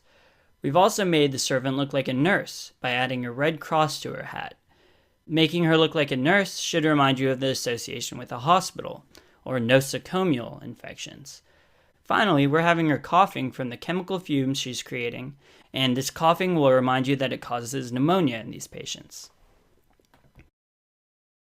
Pseudomonas can cause osteomyelitis as well, and it's 2 patient populations that are primarily at risk for pseudomonal osteomyelitis. These are IV drug users and diabetics. The reason it's IV drug users is because they may directly introduce the microbe into their bloodstream when using needles, and diabetics are more likely to develop traumatic injury, especially of the foot due to diabetic neuropathy, and then Pseudomonas can enter these wounds. So we'll add some fish bones, our symbol for osteomyelitis, and have them sitting next to this jar of candy, which represents diabetics, and a mortar and pestle, which is the same symbol we used to represent drug users in our Staph aureus video. So altogether, osteomyelitis in diabetics and IV drug users. Additionally, this glass capsule that the candy is in is nice because it helps you remember that Pseudomonas is encapsulated. Another population you should associate with Pseudomonas is burn patients. If a question stem describes a burn patient, you can almost guarantee they're trying to get you to think of Pseudomonas. Pseudomonas is a feared complication of burn injuries because it's often fatal and unresponsive to antibiotics. To help you remember this association with burn victims, we'll have the maid who's stoking the fire catch on fire. Pseudomonas, being a common nosocomial infection, is also implicated in many indwelling catheter infections. So to help you remember Pseudomonas' association with UTIs, we'll add this chamber pot here in the corner of the room. A chamber pot, of course, is an old school toilet used back in the day. And you'll notice we've put it next to this nurse that signified nosocomial infections because it's more commonly associated with nosocomial UTIs. Pseudomonas can cause two types of skin lesions. The first one I already mentioned briefly before, and that's that it can cause a pruritic papular-pustular folliculitis, which is commonly associated with people using underchlorinated hot tubs. Thus, it's commonly referred to as a hot tub folliculitis. Our whole scene is depicted around a hot tub, so this should be a no-brainer for you to make that association. But the second skin lesion is slightly trickier to remember. If a pseudomonal infection gets into the circulation and causes sepsis, it can release toxin that damages tissue and causes cutaneous necrosis. These black necrotic lesions are referred to as ecthyma gangrenosum. To help you remember ecthyma gangrenosum, we're going to give Pseudomona a Dalmatian, whose black spots will definitely help you remember the black spots associated with this pseudomonal infection. Okay, there's one more disease process you have to know for Pseudomonas. I know it's a lot. It's the most we've had to deal with since Staph aureus. But unfortunately, all of these are fair game to show up on your test. So this last disease is otitis externa, an ear infection of the outer ear, or swimmer's ear. To help you remember this, we'll have this nosy maid listening to the hallway with an ear trumpet. And this ear trumpet's clearly entering the external part of her ear, for otitis externa. She's doing a little spying and trying to hear what the suitors are up to. So what suitors, you ask? Well, here's our first one. This suitor is going to represent everything we think you need to know about the Pseudomonas toxin, which is called exotoxin A. And he's wearing green to remind you that we're talking about a toxin. Toxins always seem green to me for some reason. I don't know, maybe I watched Ninja Turtles a little too much growing up. Anyway, this green suitor has a big bow on his neck and he's playing the accordion. And if you're going in order, then you've actually seen both of these symbols in a previous video, with a gentleman at the bullfight wearing a bow tie and playing the accordion. This is because Pseudomonas and diphtheria have nearly identical toxins, with the same mechanism of action and targets. Remember, the bow tie represents the toxin ribosolates, or ribosolates its target.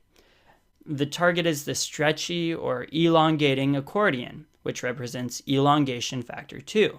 When EF2 is ribosylated by the toxin, it causes inhibition of protein synthesis and cell death. Okay, now let's move on to treatments. The first treatment you should remember for Pseudomonas are the anti-pseudomonal penicillins, and most notably this is piperacillin in combination with tazobactam. To help you remember this, we're going to introduce the second suitor. This suitor also plays an instrument. He's a piper, which gives you an easy way to connect piperacillin with Pseudomonas. And two other less commonly mentioned treatments that you may want to know are aminoglycosides and fluoroquinolones.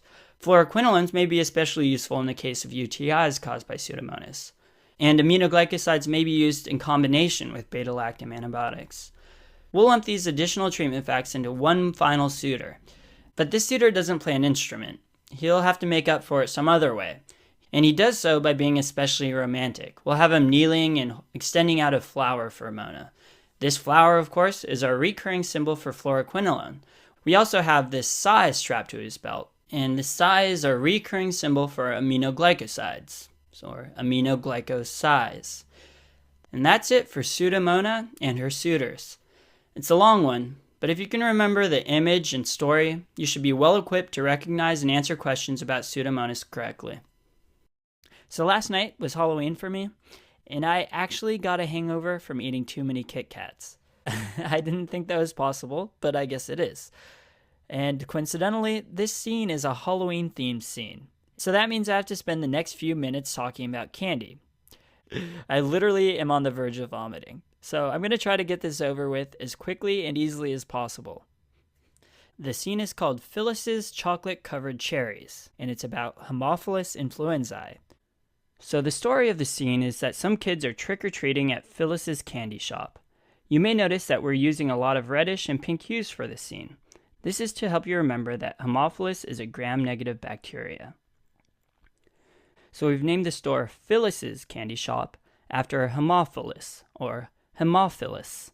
So let's get the store name up there. Haemophilus is often described by its characteristic coxobacillary shape. This means its shape is in between a cocci and a bacillus. To remember this, we're going to put a big candy machine right up front, dispensing candies that are in a coxobacillary shape. We've also made the machine in the same shape, and we'll put a big sticker on the front of it with an enlarged image of the candy so you can clearly see its shape. Haemophilus requires a special media to grow. You should know that it's grown on chocolate agar, which requires the addition of two special factors, factor 5, which is NAD, and factor 10, which is hematin. We're going to give you an easy way to keep this all in order.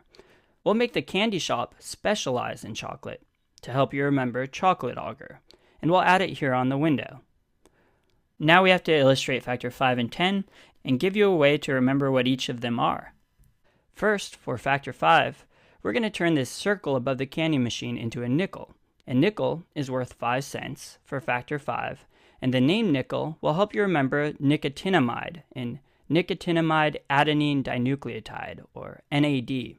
So you can make the connection that factor 5 is NAD. Okay, what about hematin being factor 10?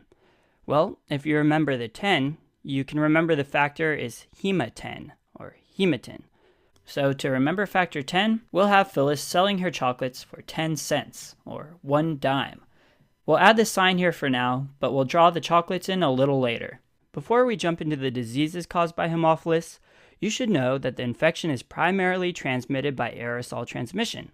To help you remember this, we'll have Phyllis using an aerosol spray over her glass. You'll see exactly what she's spraying at in a little bit.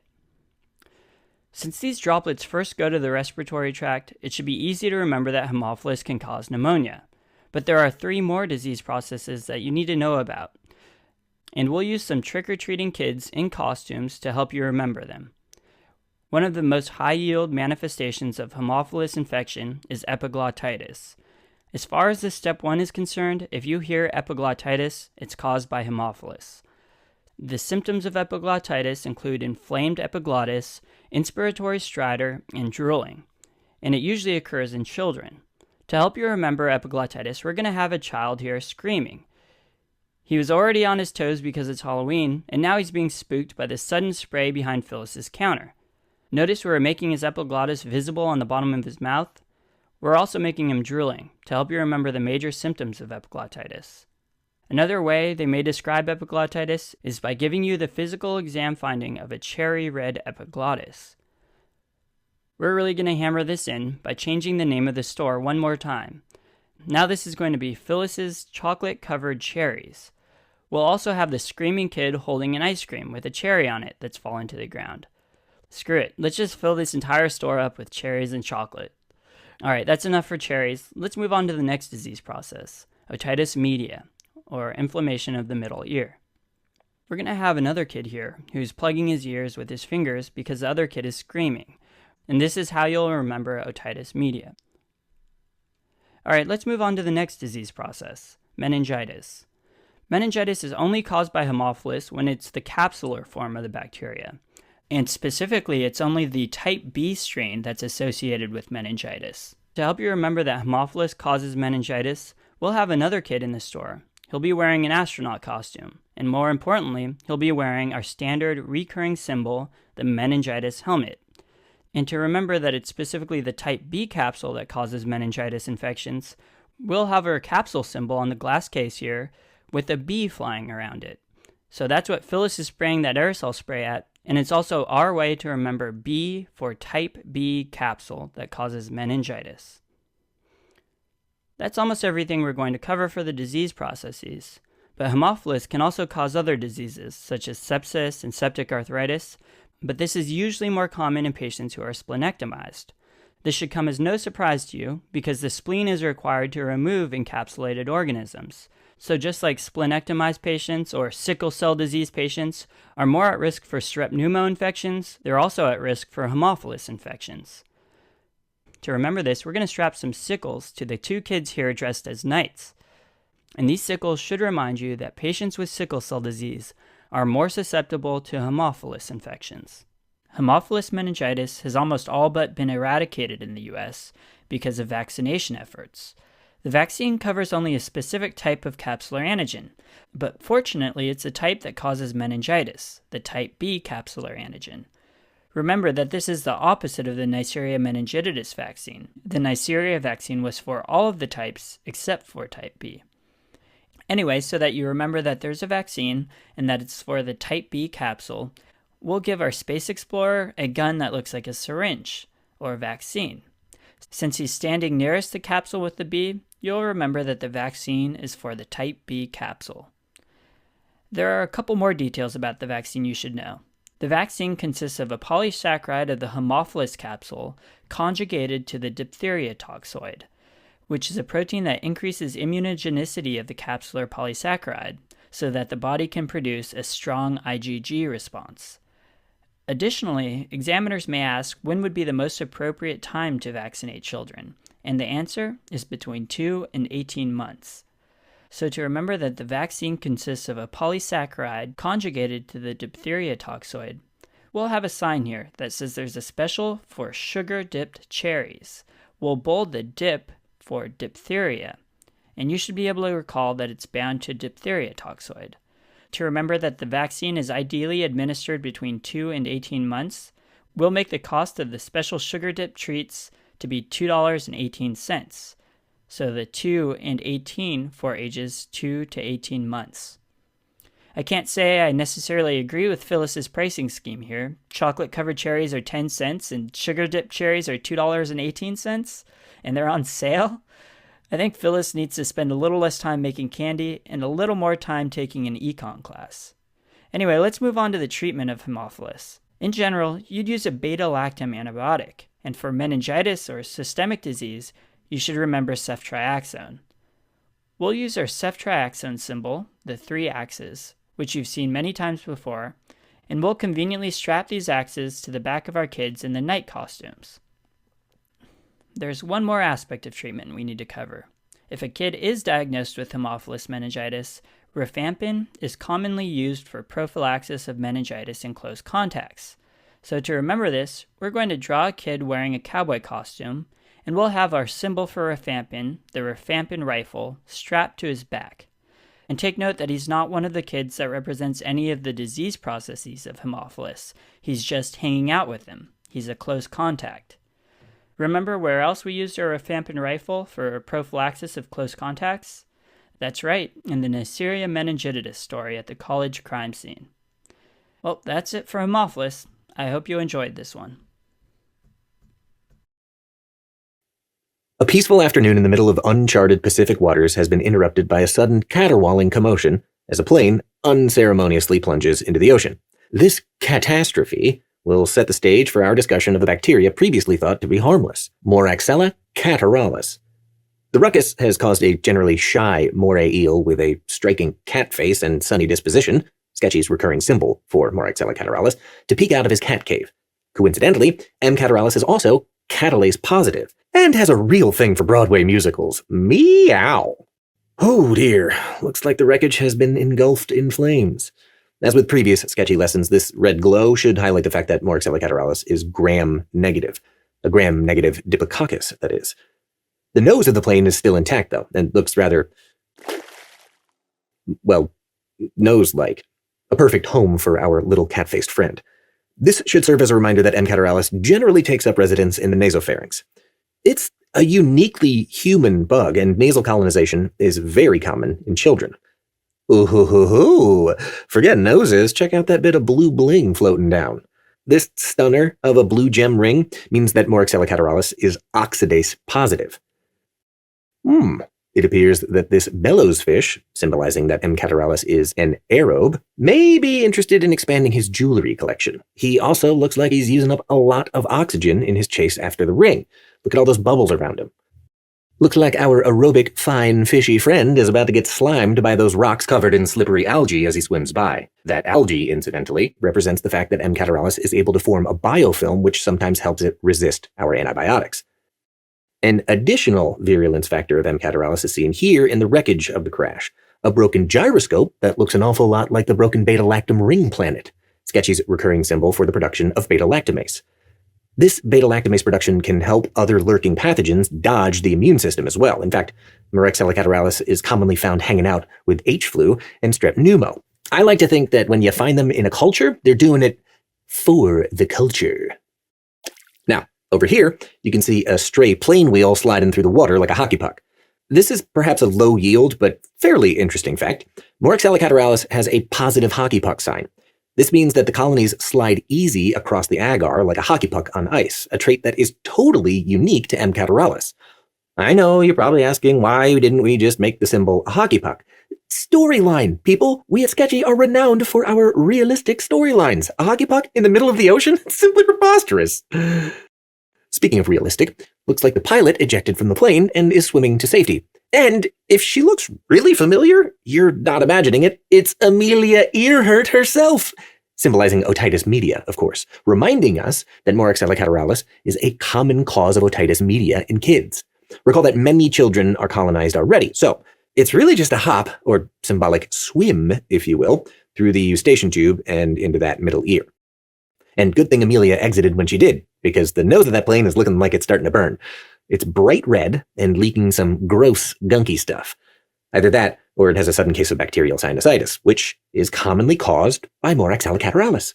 Note that we are specifically talking about bacterial causes, as most cases of sinusitis are viral in nature. Another friendly onlooker has popped by for a look. It's a blue bloater fish, Sketchy's recurring symbol for COPD. Acute COPD exacerbations and bronchopneumonia in those with COPD can be caused by M. cataralis, as this population is unfortunately frequently colonized.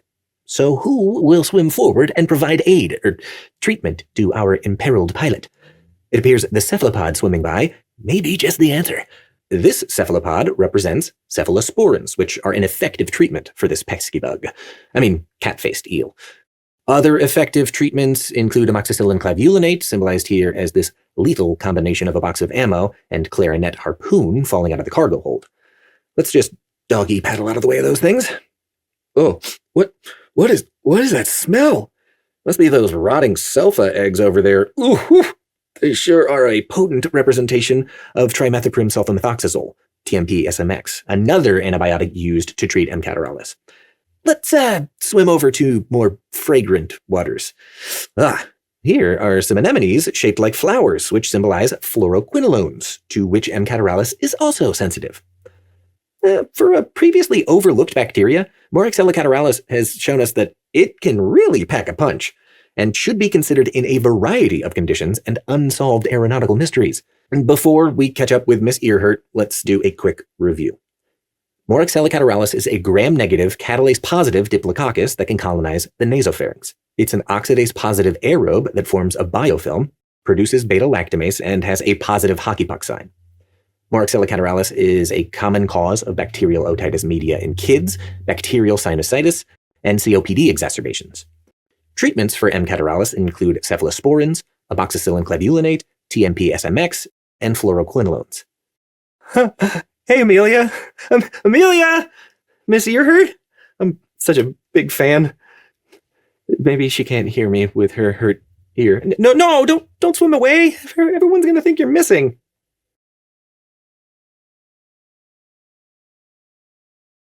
Now we're going to go over Legionella pneumophila, and this scene is going to be about a legion of World War I style battleships, and the one we're focusing on is being prepared for battle. So we'll call this drawing the SS Sistine Joins the Legion. As we're drawing the ship, you'll notice that we've made it red and rusty. Well, this is because technically Legionella is gram-negative. However, it really doesn't take up gram stain all that well, and in order to visualize it, you need to use a silver stain. And just like Legionella needs a silver stain, so does our ship. We can't have it going into battle looking red and rusty. It needs a fresh coat of paint, and silver paint. So this should remind you that Legionella is technically gram-negative, but needs a silver stain to be visualized. And we'll leave this smokestack here yet to be painted over so that you remember its gram-negative origin. So we decided to make these battleships from the World War I era for one important reason. This was the last era where we used coal-powered battleships. And this is important for our Legionella story because it'll help us remember the agar requirements for Legionella. It needs to be grown on buffered charcoal yeast extract in the presence of cysteine and iron. So we'll draw heaping piles of coal to help you remember the charcoal yeast extract. Okay, now we have to remember cysteine and iron. Well, iron to me seems like a pretty natural association with old ships. You know, old Ironsides. Nonetheless, let's draw an iron anchor. And next to it, we'll have the name of the ship, the SS Cysteine. We also threw cysteine in the title of the drawing since naming the ship SS Cysteine is a slightly weaker memory hook. But even so, I really think you'll have no problem jumping on Legionella right away if you hear iron or cysteine added to agar. Now let's go into the clinical features of Legionella. Legionella causes two diseases that we need to know. Legionnaire's disease, which is a very serious and potentially fatal illness, and a less severe disease referred to as Pontiac fever. So let's cover Pontiac fever first. It's characterized by fever and malaise and is usually self-limited. So to represent this, we'll draw this old car on the left with the hood open and steaming. This car is meant to look like an old Pontiac, and the steam coming out from under the hood should remind you of Pontiac fever. Now I'll go over the more feared disease, Legionnaire's disease.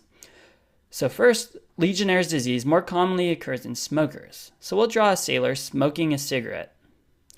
Legionella is one of the atypical pneumonias, as are Mycoplasma and Chlamydophila pneumoniae.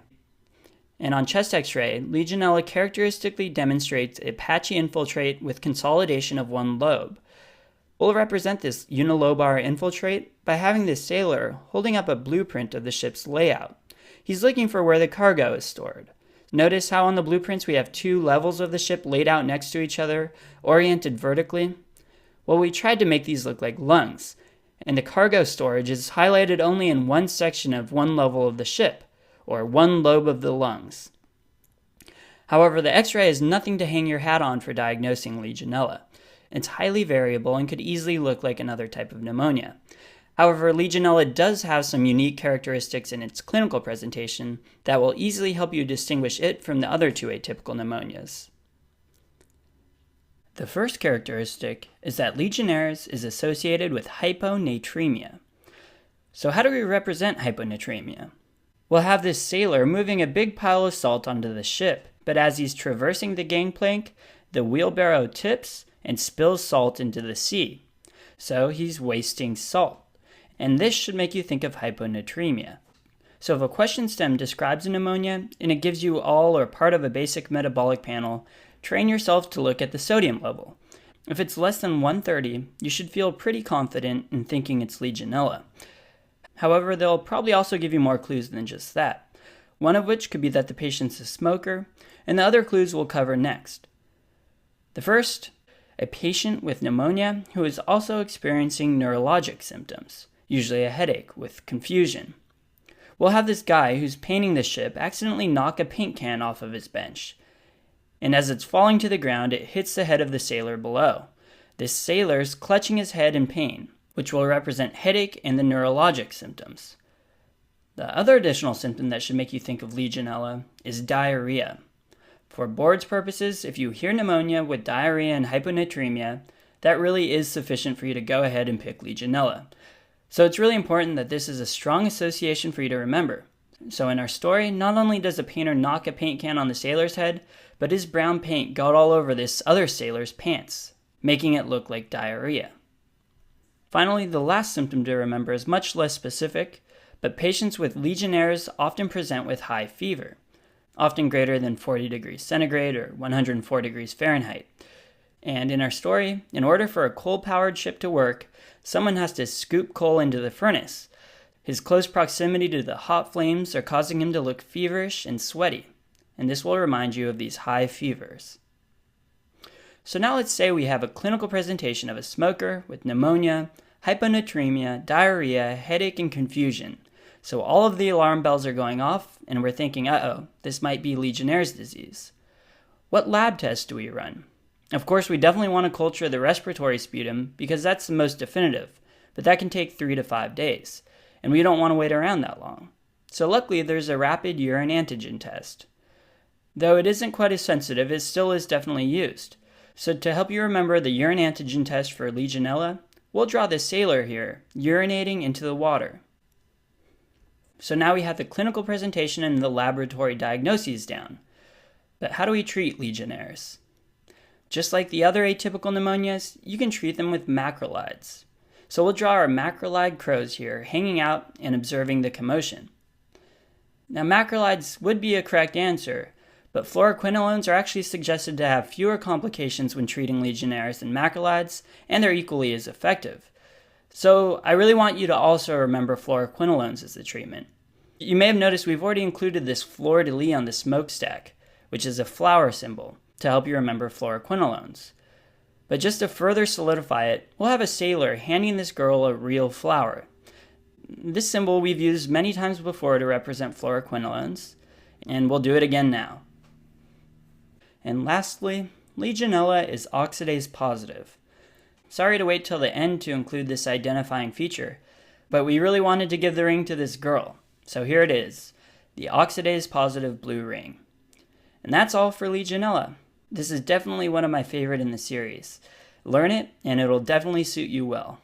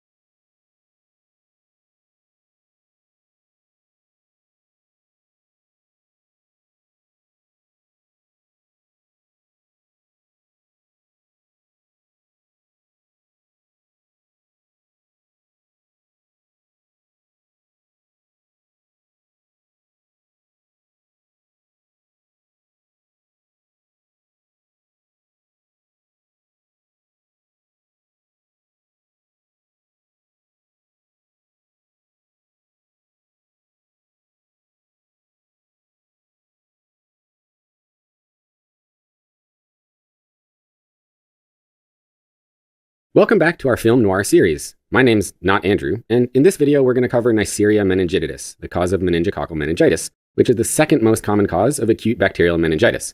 By the way, Streptococcus pneumoniae holds the #1 spot, and my name is Ben. First, we're going to start with a quick recap, in case you skipped the overview video and came straight here.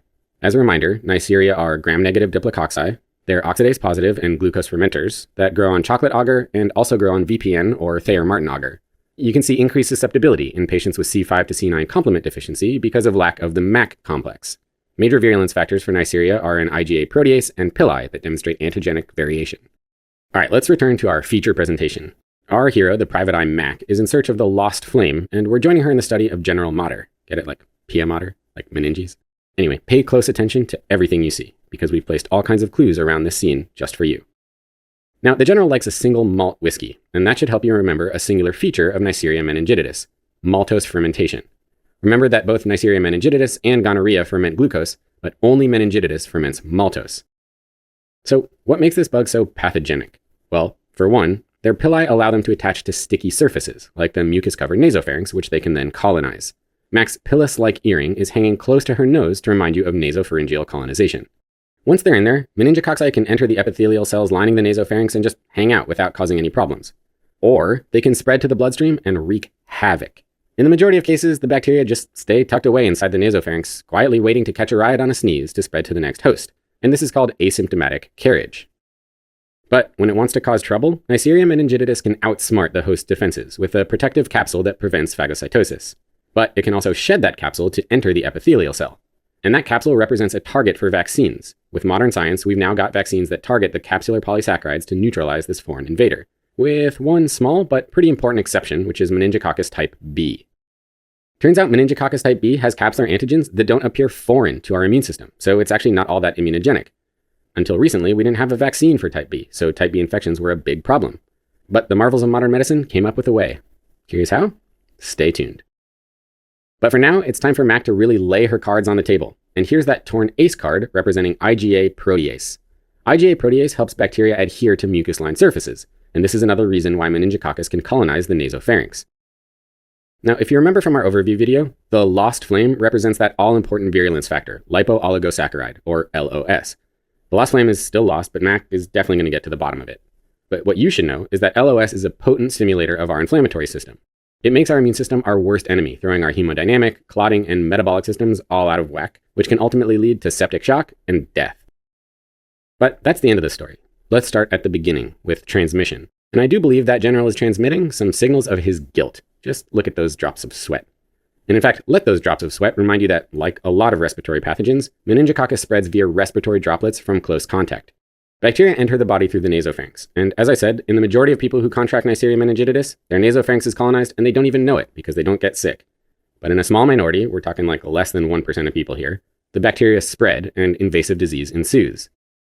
In the right crowd, the bacteria can spread pretty rapidly. Outbreaks are known to occur in close quarters and confined spaces like military encampments and college dormitories. So how does Neisseria meningitidis cause meningococcemia and meningitis? To teach you this, I'm going to go through the pathogenesis one step at a time. So after the bacteria make their way to the nasopharynx, they establish infection by invading and spreading hematogenously. Once in the bloodstream, Neisseria meningitidis causes a pro-inflammatory response generated by that LOS. And that's why the General has thrown the lost flame into the fire, causing quite the inferno. These envelope proteins are Neisseria's version of LPS, and Neisseria produces so much of it that it outgrows the surface area of the bacterium and actually begins blebbing off, just like these spreading embers here. It's these blebs of LOS proteins that actually cause the massive inflammatory response. And that inflammatory response leads to vascular injury, including damage to the endothelium, leaky capillaries, intravascular thrombosis, hemorrhagic necrosis, all kinds of badness. It's a nasty domino effect that can quickly progress to total deterioration. Just look at these red vines taking over the fountain here. It's a rather ominous sign. And they're not even the tasty kind of red vines either. So the problem is that leaky capillaries cause a buildup of fluid into the extravascular space, and that can lead to hypovolemia and shock. And once you're in hypovolemic shock, your blood vessels clamp down to try and counteract that hypotension. At the same time, the inflammatory response and endothelial injury put out a call to platelets to come to the scene. And with all that vasoconstriction, the blood is pretty stagnant, so it clumps up and your platelets get used up, which leads to thrombocytopenia and thrombosis at the same time. And that's why we've got our recurring symbols here. Fallen plates for thrombocytopenia and a stack of cloddy, clumpy wood for thrombosis. Now, you might also see a characteristic rash in this phase. It's a petechial rash, and it's an extremely important finding because it's an indicator of thrombocytopenia. Once those platelets start to clump up, you've set off the coagulation cascade. And it runs wild because the clotting factors are getting used up so quickly, you have a crazy imbalance of clotting and bleeding. This all adds up to a really, really bad state called disseminated intravascular coagulation, or DIC. And that's not something you want to roll the dice on. Patients with DIC are extremely sick and need immediate attention. So if you see those small petechiae and they're evolving into larger purpura or ecchymoses, that's a strong indicator the patient's illness is progressing to DIC, and you should be afraid. Interestingly, the mechanism for Neisseria coagulopathy isn't exactly clear, which is actually nice because they can't ask you about it on a test. But it's believed that protein C dysfunction may play an important role, and we'll symbolize that here with our own protein C corporal. In fact, replacing a patient's protein C can potentially treat severe meningococcemia. So the capillary leakage itself can cause shock, but there's another disease process happening in the adrenal glands that can accentuate the shock. That's called Waterhouse-Friderichsen syndrome, hence our recurring WF water tower we've placed here in the background. When the body's under stress, the adrenals need to kick things into high gear to pump out cortisol, our stress hormone. To meet this demand, we gotta pump blood through the adrenals, so the pressure in the adrenal vessels goes way up.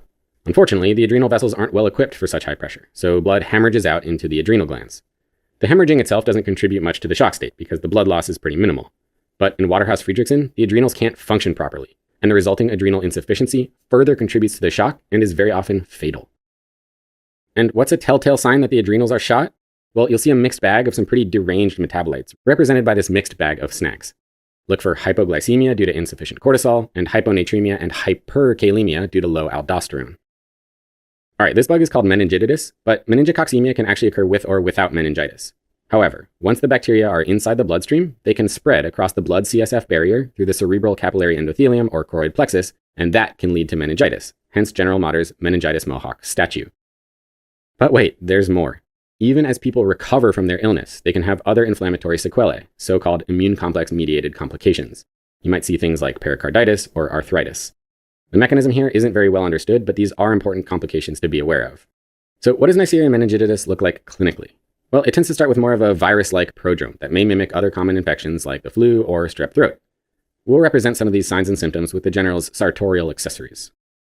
Nonspecific symptoms of fever, malaise, headache, nausea, anorexia, upper respiratory symptoms, these are all common and very much like a viral prodrome. Of course, this guy has a flame bandana. Muscle aches can occur with the flu or other viral illnesses, but they tend to be way more intense in meningococcal illness. And again, sore throat, which is a common nonspecific symptom from a virus or a strep throat. If your patient with a sore throat has a strep test that comes back negative, your suspicion for meningococcus should go up, primarily because it can quickly progress, so you want to keep a close eye out. Now, as the bacteria spread to cause meningococcemia, meaning bacteremia and sepsis, the signs and symptoms become more worrisome. There's that petechial rash I already mentioned, which can quickly progress to purpura or ecchymoses and is strongly suggestive of DIC. You're definitely going to want to keep your eye out for signs of septic shock, and don't forget about adrenal insufficiency, which can worsen that shock state. Remember that meningococcemia can occur with or without meningitis, so don't miss this just because the patient doesn't have a headache. As I mentioned way back at the beginning of the video, Neisseria meningitis is the second most common cause of acute bacterial meningitis. Symptoms that suggest your patient might have meningitis include fever, headache, and especially neck stiffness, hence the neck brace placed on that statue.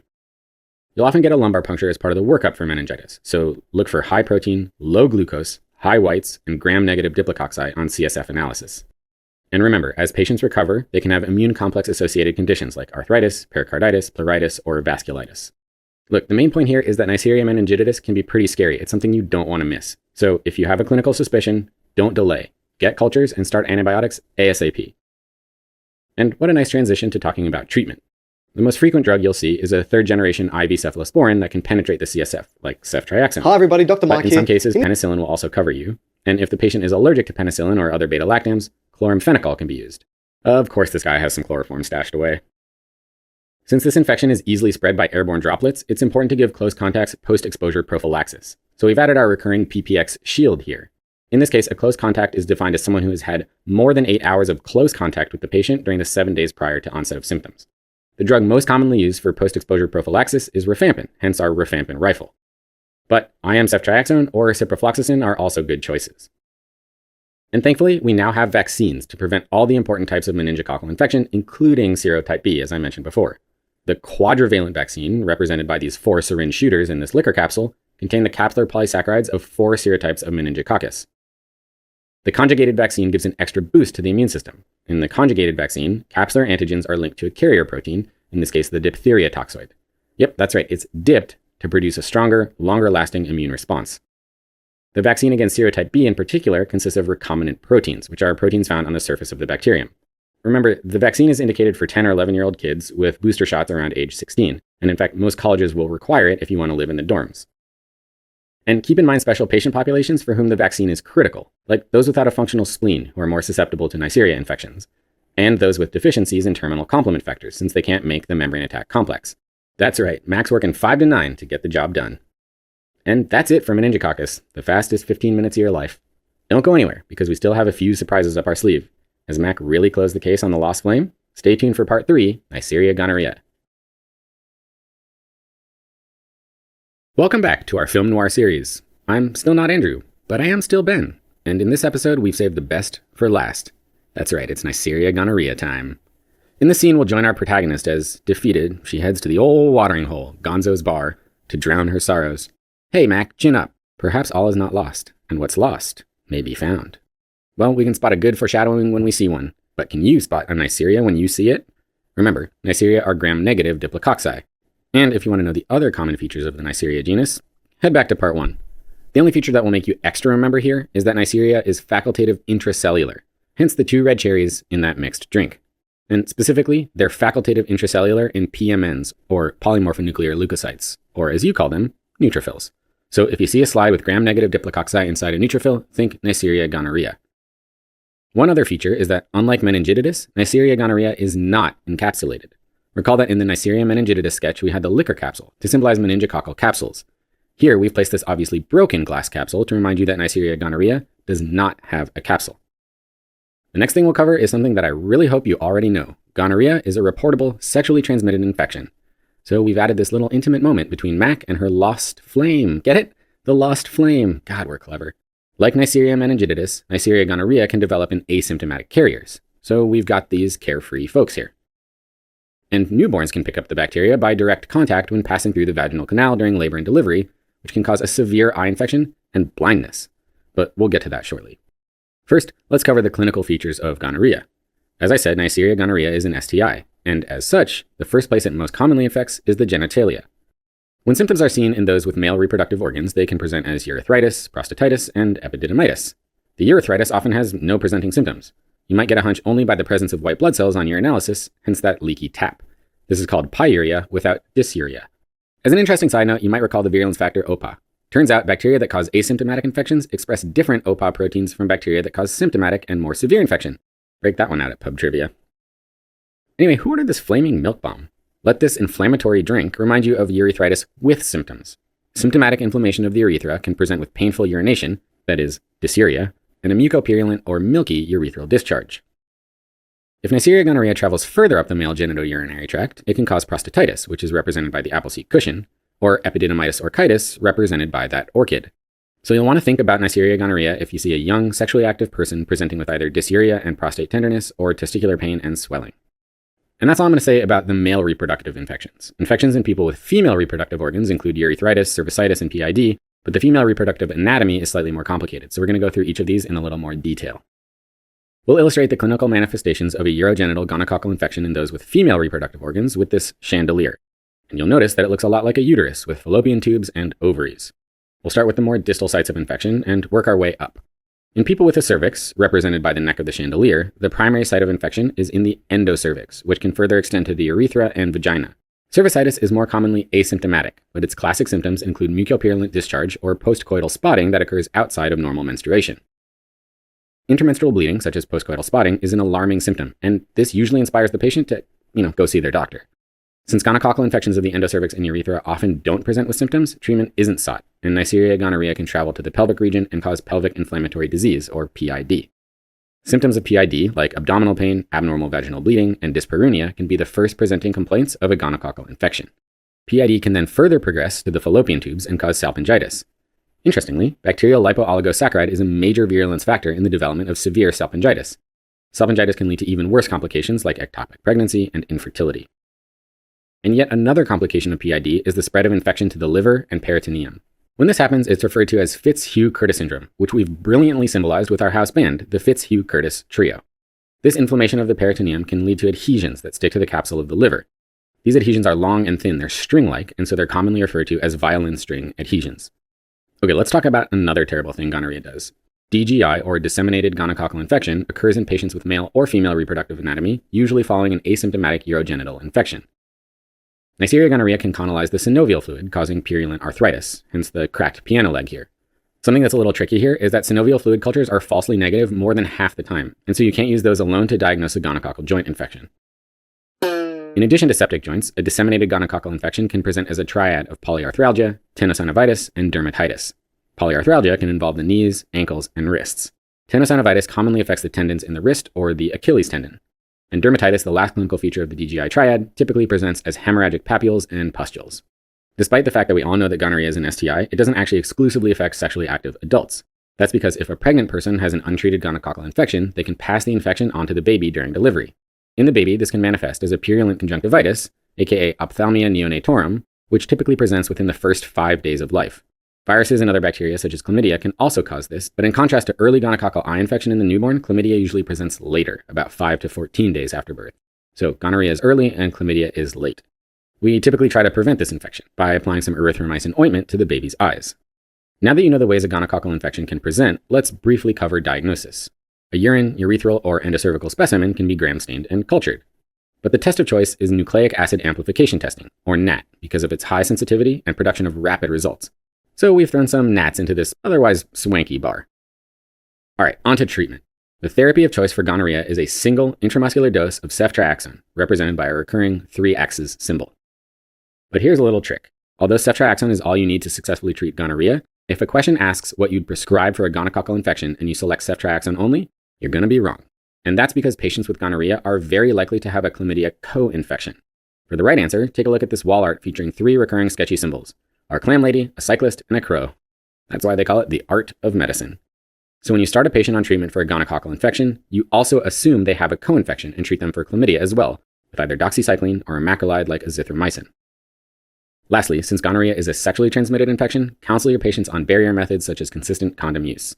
With Neisseria gonorrhea, there's unfortunately no long-lasting immunity because Neisseria exhibits such a wide degree of variation in its surface antigens. So having the infection once unfortunately doesn't prevent you from getting it again and again and again.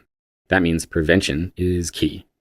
And speaking of barrier methods, that's a wrap on our film noir series and on Neisseria. I hope you really enjoyed the cinematic trilogy, and remember, clean up your popcorn and candy. Nobody likes a sticky floor.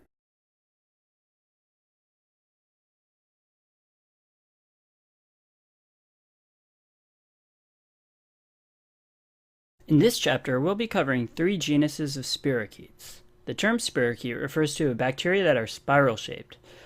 The one we're going to talk about in this segment is Borrelia burgdorferi, the cause of Lyme disease. This scene will take place at an archery competition in the forest, so we've titled it The Bows and Arrows of Borrelia. Let's start drawing out the forest in this mythical land of Borrelia. So first of all, you should know the primary geographic distribution of this disease. It's the northeastern United States, especially in states such as New Hampshire and Connecticut. To remember this, we'll call the archery competition the Northeast Archery Competition. We'll make a sign here on the tree to help you remember this. And question stems often include someone who just got back from a hiking or camping trip in the forest, hence the forest scene. The reason people contract Lyme disease from wooded areas of the Northeast is because it's a tick-borne disease, and the particular species of tick that's been known to transmit Lyme disease lives in wooded areas. So to help you remember that it's a tick-borne disease, we'll draw a tick on the sign here too. It's not unreasonable to be expected to know the name of the specific tick species. It's the Ixodes scapularis species. To help you remember the name, we're going to introduce our first contestant in the competition, Robin of Ixodes. This is a play on the Robin of Locksley from Robin Hood, and it should be strong enough to help you recall the word Ixodes in the context of the Borrelia archery competition. You should also note that Ixodes tick is involved in the transmission of 3 diseases, Lyme disease, Ehrlichiosis, which is another bacterial disease, and babesiosis, which is a protozoal disease. We'll talk more about these other diseases in future videos. Test writers also think it's important for us to know certain aspects of the life cycle of the Ixodes tick. I don't really understand why. I'm not planning on treating ticks, so I don't find this terribly important, but maybe some of you do, so we've included it. The tick's larvae feasts on the white-footed mouse, and the adult form feasts on the white-tailed deer. Keep in mind that the white-footed mouse is the main reservoir for the tick, and the white-tailed deer is an obligatory host. We'll draw a mouse and a deer here in the forest to help you remember this. Since the tick is what's transferring the bacteria, it is the vector. To remember that the mouse is the reservoir, the host of the tick larva, just remember that the larvae are the smaller form of the tick, and mice are small. The deer has the larger adult form, and deer are large. You'll notice that we haven't mentioned humans in the tick life cycle. Well, that's because we don't play an obligatory role. We're referred to as an incidental or dead-end host. Alright, that's it for ticks for now. Let's move on. Spirochetes don't gram stain because they have really thin walls. Borrelia is somewhat special because you can visualize it under the microscope, but it takes certain stains. The other spirochetes, Treponema and Leptospira, can't be visualized under regular light microscopy. So you should be able to recognize two stains that you can use on Borrelia, and they're called the Wright stain and the Giemsa stain. To remember this, we'll introduce the other two contestants in the archery competition, Sir Wright and Sir Giemsa. Notice all of our contestants are wearing a bright green. Well, we've made them wearing a lime green because we're going to use these contestants to help us illustrate the stages of Lyme disease. Lime green for Lyme disease. Okay, now that we have our contestants, let's move on to the symptoms. There are 3 stages of Borrelia, and they all have very different symptoms. And we're going to teach you all of them one by one by having 3 separate stages in this archery competition. We'll start with the first stage. This stage is known for a characteristic rash called erythema chronicum migrans, or more popularly referred to as a bullseye rash. This rash isn't painful or pruritic, and it usually occurs within about a month of the tick bite, but it is a hallmark of Lyme disease, so you better know it. And it seems like this bullseye rash fits quite nicely into the story about archery. To represent it, we'll put a bullseye target here on stage 1. Now that we have a target there, let's make things a little interesting. We'll have Robin of Ixodes splitting Sir Wright's arrow right down the middle. This split arrow has taken on a spiral appearance, resembling a spirochete. That's pretty cool. Robin of Ixodes clearly just embarrassed Sir Wright, and now he's seriously questioning whether he should have entered the contest in the first place. He's so nervous, he's sweating and looking feverish, which will remind you of the flu-like illness that accompanies the rash in stage 1. So stage 1 is a rash with fever and chills. Let's move on to stage 2, which is characterized by more serious symptoms. We're going to use a target again for stage 2, but this time there's a guy standing in front of it, setting up a whole William Tell situation, but without the apples. He's not really at all trusting that these archers are able to hit the target without hitting him, so he's carrying a shield that he can use to block any misguided arrows. And on the shield, we're drawing a heart. This represents one of the manifestations of stage 2 of Lyme disease, heart block caused by myocarditis. And the other manifestation of stage 2 that examiners could possibly ask you about is a bilateral facial nerve palsy. Idiopathic facial nerve palsies are known as Bell's palsy, so we've added bells hanging down on both sides of the guy's face to signify bilateral Bell's palsy. And that's it for stage 2, Bell's palsy and heart block. Let's move on to stage 3. We'll have a straw man that is swinging in front of a target so that the contestants have an even harder challenge in hitting the target. In case you can't remember which challenge is which, just remember that we've made the challenges progressively more difficult. We have a blank target for stage 1, then a stationary man blocking the target for stage 2, then the most difficult is a swinging man blocking the target for stage 3, and that should help you keep things straight. Sir Giemsa hasn't quite figured out the timing of this swinging, so we'll have one of his arrows hitting the mannequin's knee. This is to help you remember that in stage 3, patients can suffer from arthritis of large joints, such as the knee. There may also be arthritis of other joints, and the symptoms may actually move from joint to joint, so this is known as a migratory polyarthritis. The fact that this straw man is swinging should help you remember the migratory aspect. Finally, for stage 3, we have some subtle encephalopathic or CNS effects that you have to remember. It could present really just as memory difficulty or as cognitive slowing or a lymphocytic meningitis. To help you remember these CNS effects, we'll add an arrow going through the mannequin's head. Giemsa, who's flabbergasted by his inability to hit the target, is looking confused himself. And this is to further solidify this subtle encephalopathy. So to review, stage 1 is the bullseye rash with flu-like symptoms, stage 2 is heart block with bilateral Bell's palsy, and stage 3 is migratory polyarthritis of large joints and encephalopathy. Treatment for a Borrelia infection should be started as early as possible, ideally in stage 1. At that point, doxycycline will usually be used and is effective. We'll use our recurring bike wheel symbol to remember doxycycline, and have Robin of Ixodes really showing off his dominance by performing all of these miraculous feats while on a unicycle. The other treatment you need to remember is ceftriaxone, which is used for more severe or later presentations of the disease. We'll use our recurring symbol, the 3 axes, to help you remember this. Let's strap a shield to Robin of Ixodes' back with the 3 axes on it. We've used this symbol in another medieval competition. Do you remember which one?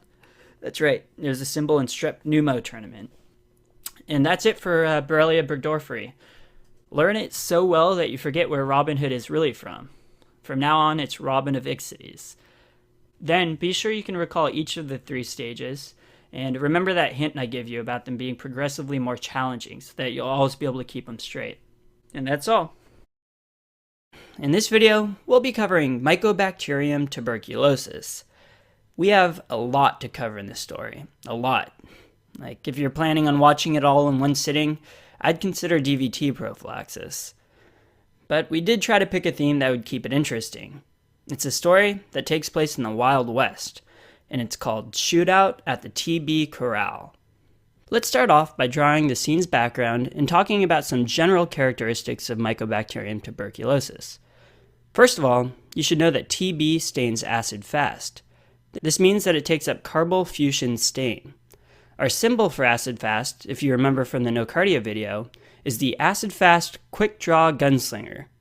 Recall, however, that Nocardia is only partially acid-fast, but TB is the real deal. So let's draw our acid-fast gunslinger over here behind this cart. The reason that TB is acid-fast positive is because of the high concentration of mycolic acids in its cell wall. These waxy, fatty acids take up the dye and trap it, and prevent it from being washed out during the rinsing phase. To help you remember this, we're going to use the same symbol we used in our Nocardia story, the 2 branched tassels. We're going to have them coming off of our acid-fast cowboy's shawl and chaps. Remember, we chose to use the 2 branched tassels because they look like the 2 waxy side chains that mycolic acids are composed of. Finally, just to really make this stick, we're going to give our cowboy's gun and holster a fuchsia color. This should help you remember the carbylfuchsin stain. TB cultures very slowly, requiring anywhere from 2 to up to 6 weeks for growth. They also require a special growth medium, which is called the Lowenstein-Jensen medium, and it's composed of starch, egg, and other ingredients we don't need to know that inhibit the growth of other bacteria that may be present in a patient's sputum. To help you remember the special auger, we're going to name our building here the Lowenstein General Store, for Lowenstein-Jensen. I think it really does sound like an old Western store. Another important characteristic of TB is that it's an obligate aerobe, which is another way it's like Nocardia. To help you remember this, we'll use the same symbol we used for obligate aerobe in the Nocardia video, which is air bellows.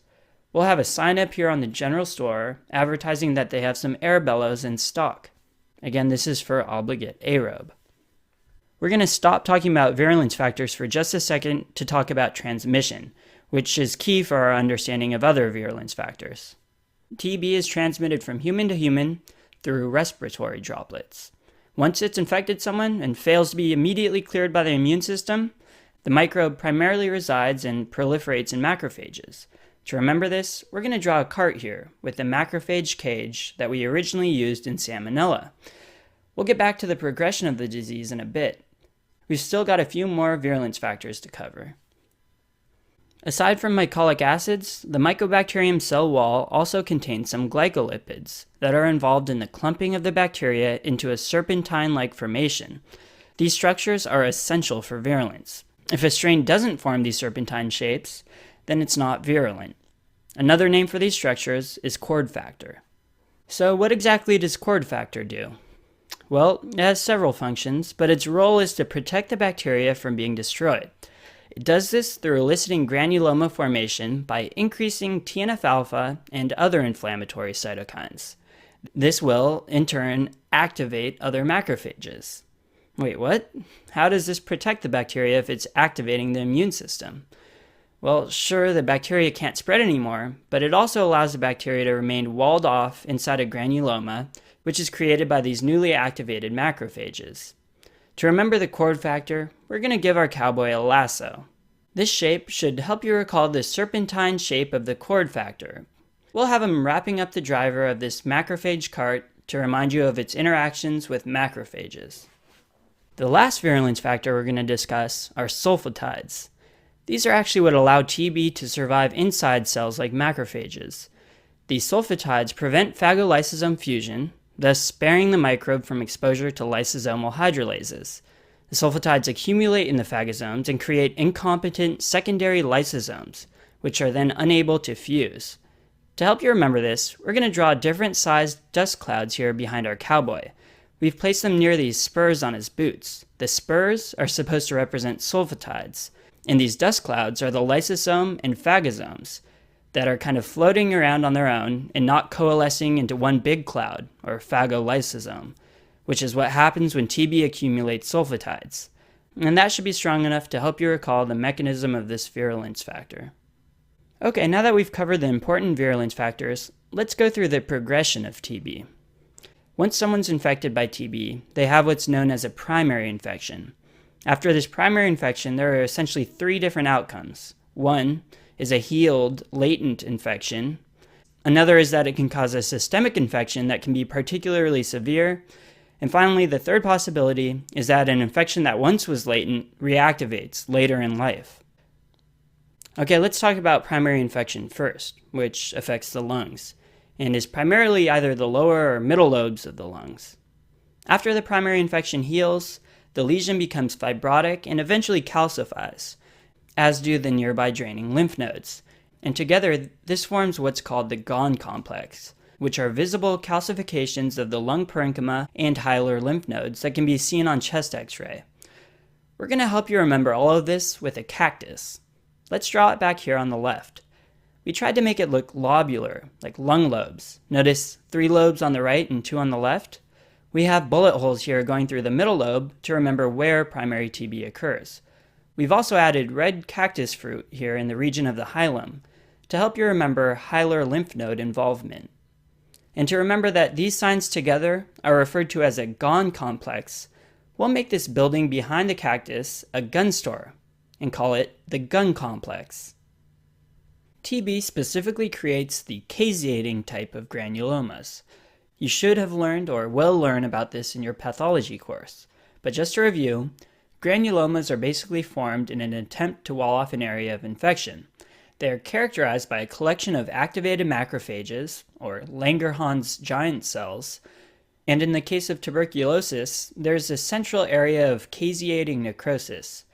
These granulomas often develop fibrosis and scarring. And another name for the granuloma surrounded by a scar with a central area of necrosis is a tubercle. To remember caseating granulomas, we have these carts on the left and the right of the drawing that are broken down. Remember, we said that these carts represent macrophages?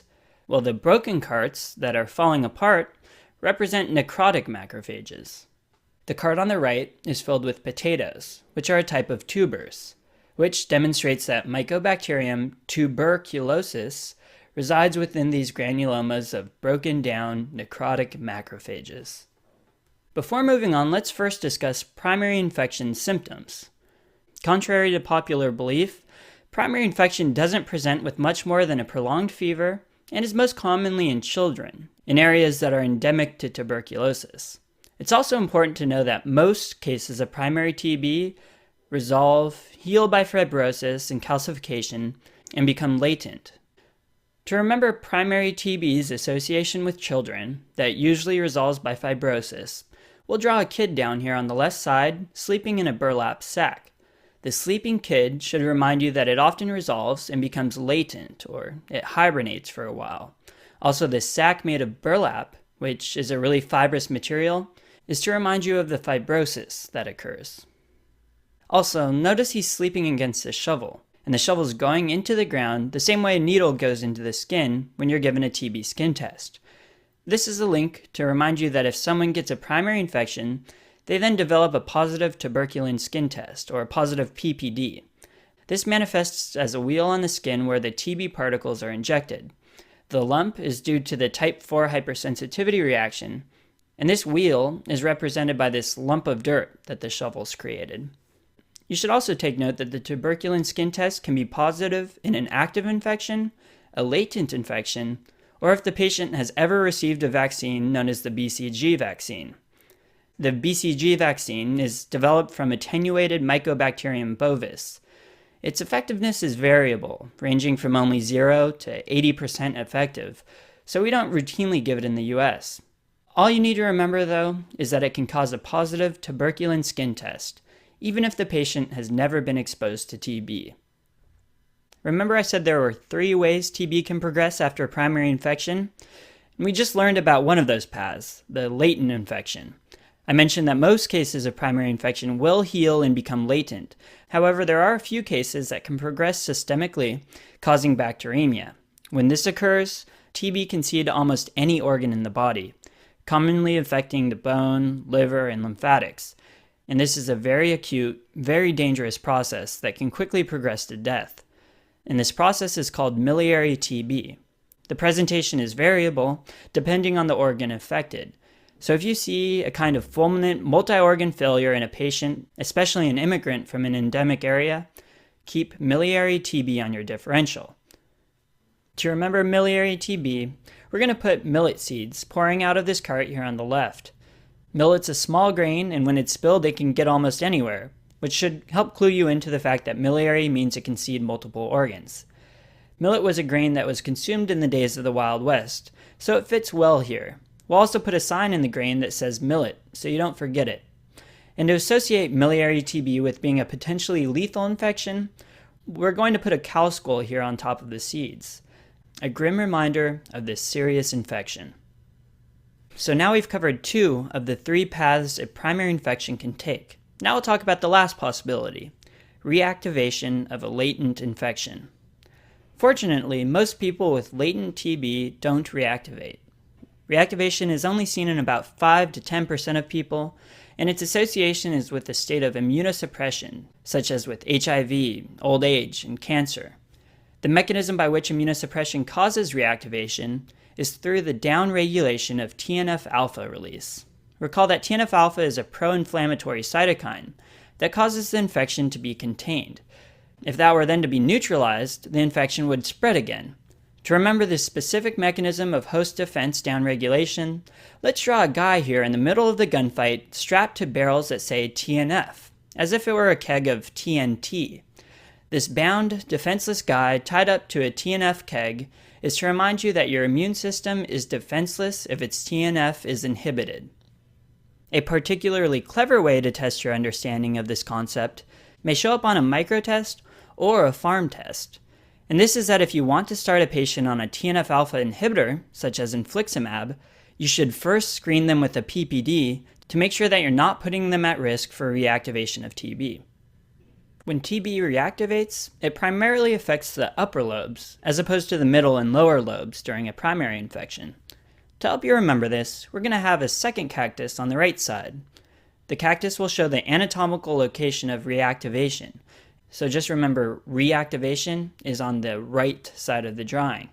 The cactus, of course, also looks like lungs, but this time we'll have the bullet holes in the upper lobes. There are 3 classic symptoms you should be aware of for reactivation of TB. They're cough, night sweats, and hemoptysis. The cough should be easy to remember because we know TB is a pulmonary infection. And to remember hemoptysis, or the bloody cough that may occur, we'll have a character who will be coughing out blood onto his handkerchief. And he'll also be sweating. And we've purposely made the scene take place at nighttime to portray night sweats.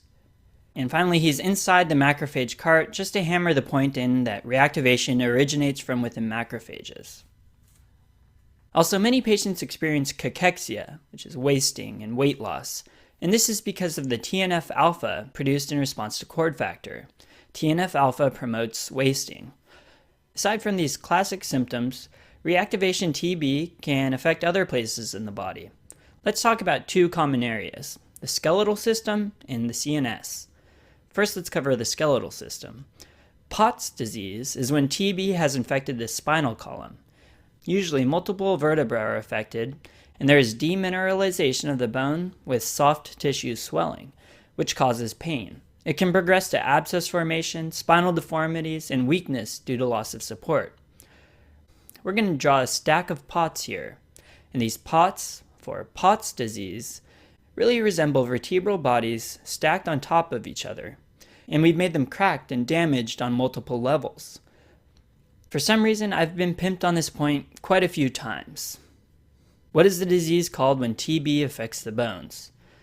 And this drawing's never let me down. It was even a pimping question on the TV show Scrubs. True story.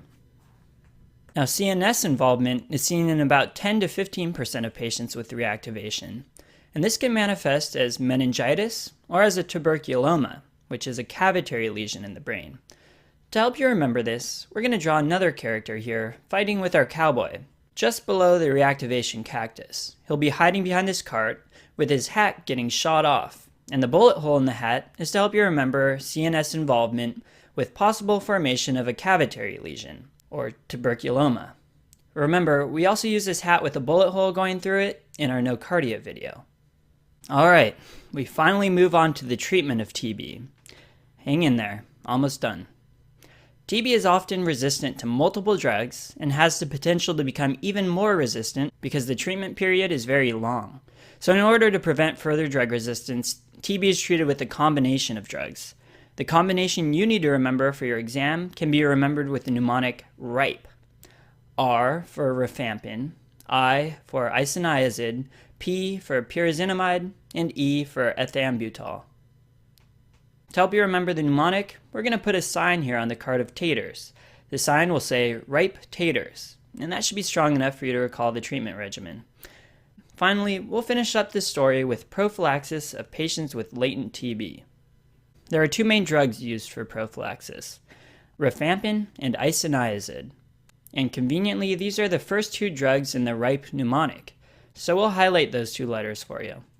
We'll also give our bad guy on the right with reactivation TB our rifampin rifle. If he had used rifampin rifle correctly in the first place, his hat wouldn't have been shot off. And just so you know, prophylaxis with rifampin and isoniazid is for 9 months, a really long time, even longer than this video, which, by the way, is now done. Go take a break. You've earned it. Howdy, folks. For this sketch, we find ourselves back in the Wild West. It's a little eerie today, a little too quiet at these here macro cages. The perfect setting to talk about the non-tuberculous mycobacteria species. That is, all the mycobacteria species that don't cause tuberculosis or leprosy. We will review species within Mycobacterium avium complex, as well as Mycobacteria scrofulaceum and marinum. Wait, did you hear that? It's the acid-fast gunslinger. I guess since he's the quickest draw in town, we may as well jump right in with some general features of all the non-tuberculous mycobacteria species. We've met this man before, and just like all of our other encounters, his quick-draw fuchsia-colored gun is a reminder that the carbonyl fuchsin stain detects acid-fast mycobacteria. The tassels of his cloak and chaps represent the mycolic acids that are present in Mycobacterium's cell wall, which are responsible for taking up the acid-fast stain.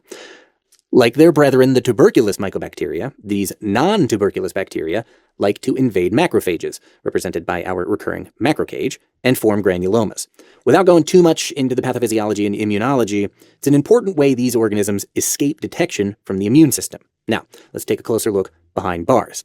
See this bird we've drawn inside the jail cell? It's our symbol for Mycobacterium avium complex.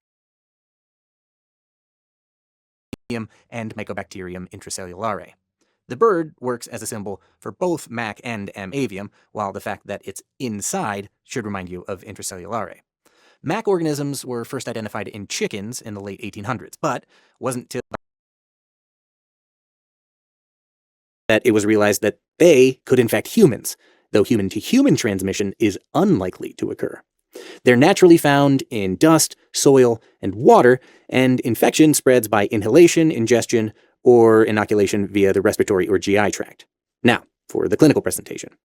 Like its tuberculous counterpart, MAC can affect the lungs. However, MAC tends to affect patients with pre-existing symptomatic pulmonary disease, like bronchiectasis or COPD, hence this pink puffer prisoner who's sporting a lung vest. To make things extra confusing, these patients will usually present with classic TB symptoms: cough, fatigue, night sweats, shortness of breath, and weight loss. Hey, he's getting away! Get after him before he disseminates! This escapee is a reminder that MAC doesn't always stay confined to the lungs and can cause disseminated disease. Localized infections spread from the respiratory and GI tracts to other organ systems via the lymphatics and blood. Our escapee is on crutches to remind us that disseminated disease typically occurs in immunocompromised patients, such as those with advanced HIV. In fact, it's actually considered an AIDS-defining condition. The symptoms are nonspecific and include fever, chills, night sweats, weight loss, and watery diarrhea.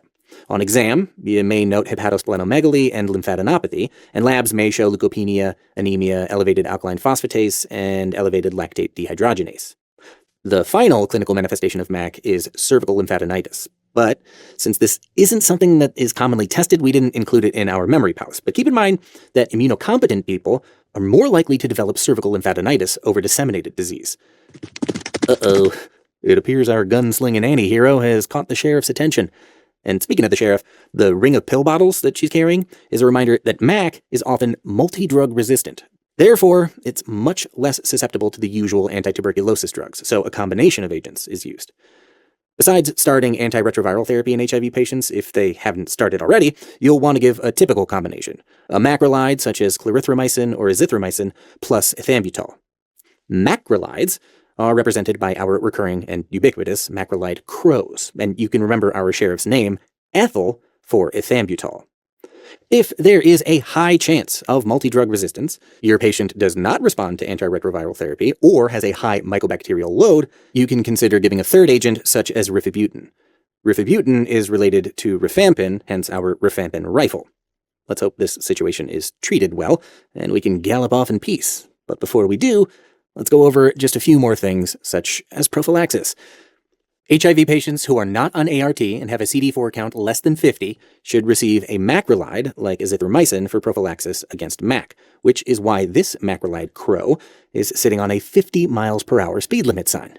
Whew, these ponies must have a lot of horsepower. Okay. I promise not to tell you any more lame jokes in this sketch.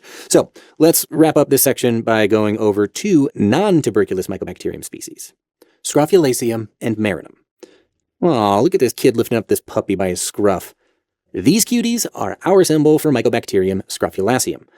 This kid's a real pro at this, and is even able to lift up this puppy by just holding one side of the scruff. This should also help you remember that M. scrofulaceum causes unilateral cervical lymphadenitis in children. Lastly, we have Mycobacterium marinum, which can infect fish, amphibians, reptiles, and of course, humans.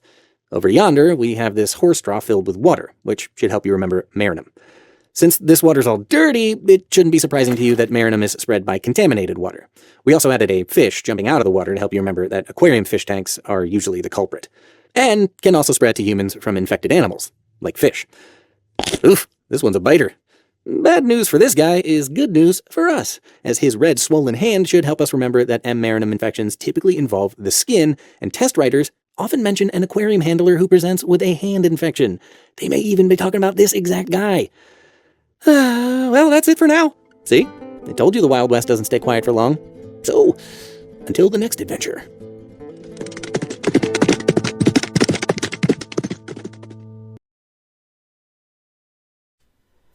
Okay, now it's time to get into our 3-part series on the Rickettsia species.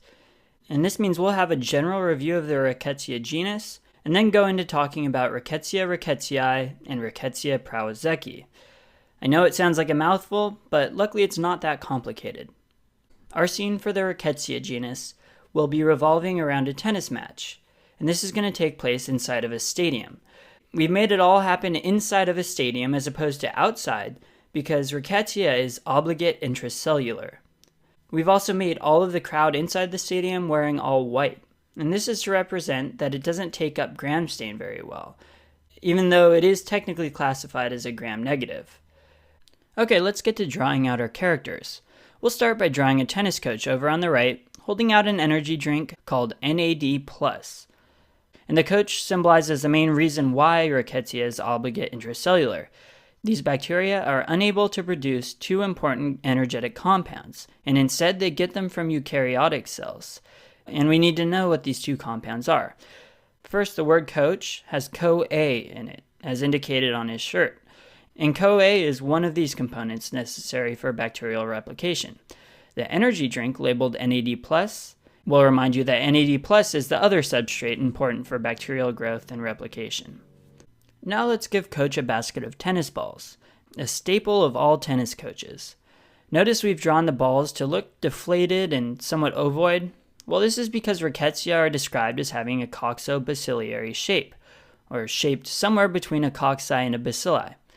We've made them really light pink to remind you that they're weakly gram-negative.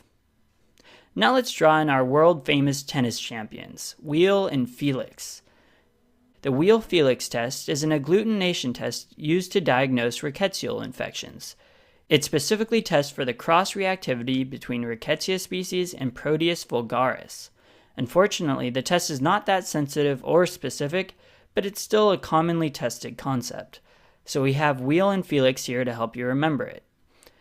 As you can see, Wheel is celebrating his win, whereas Felix is frustrated from losing and is holding his head and sweating, which is meant to symbolize the general prodromal symptoms of an infection with Rickettsia species, more specifically headache and fever.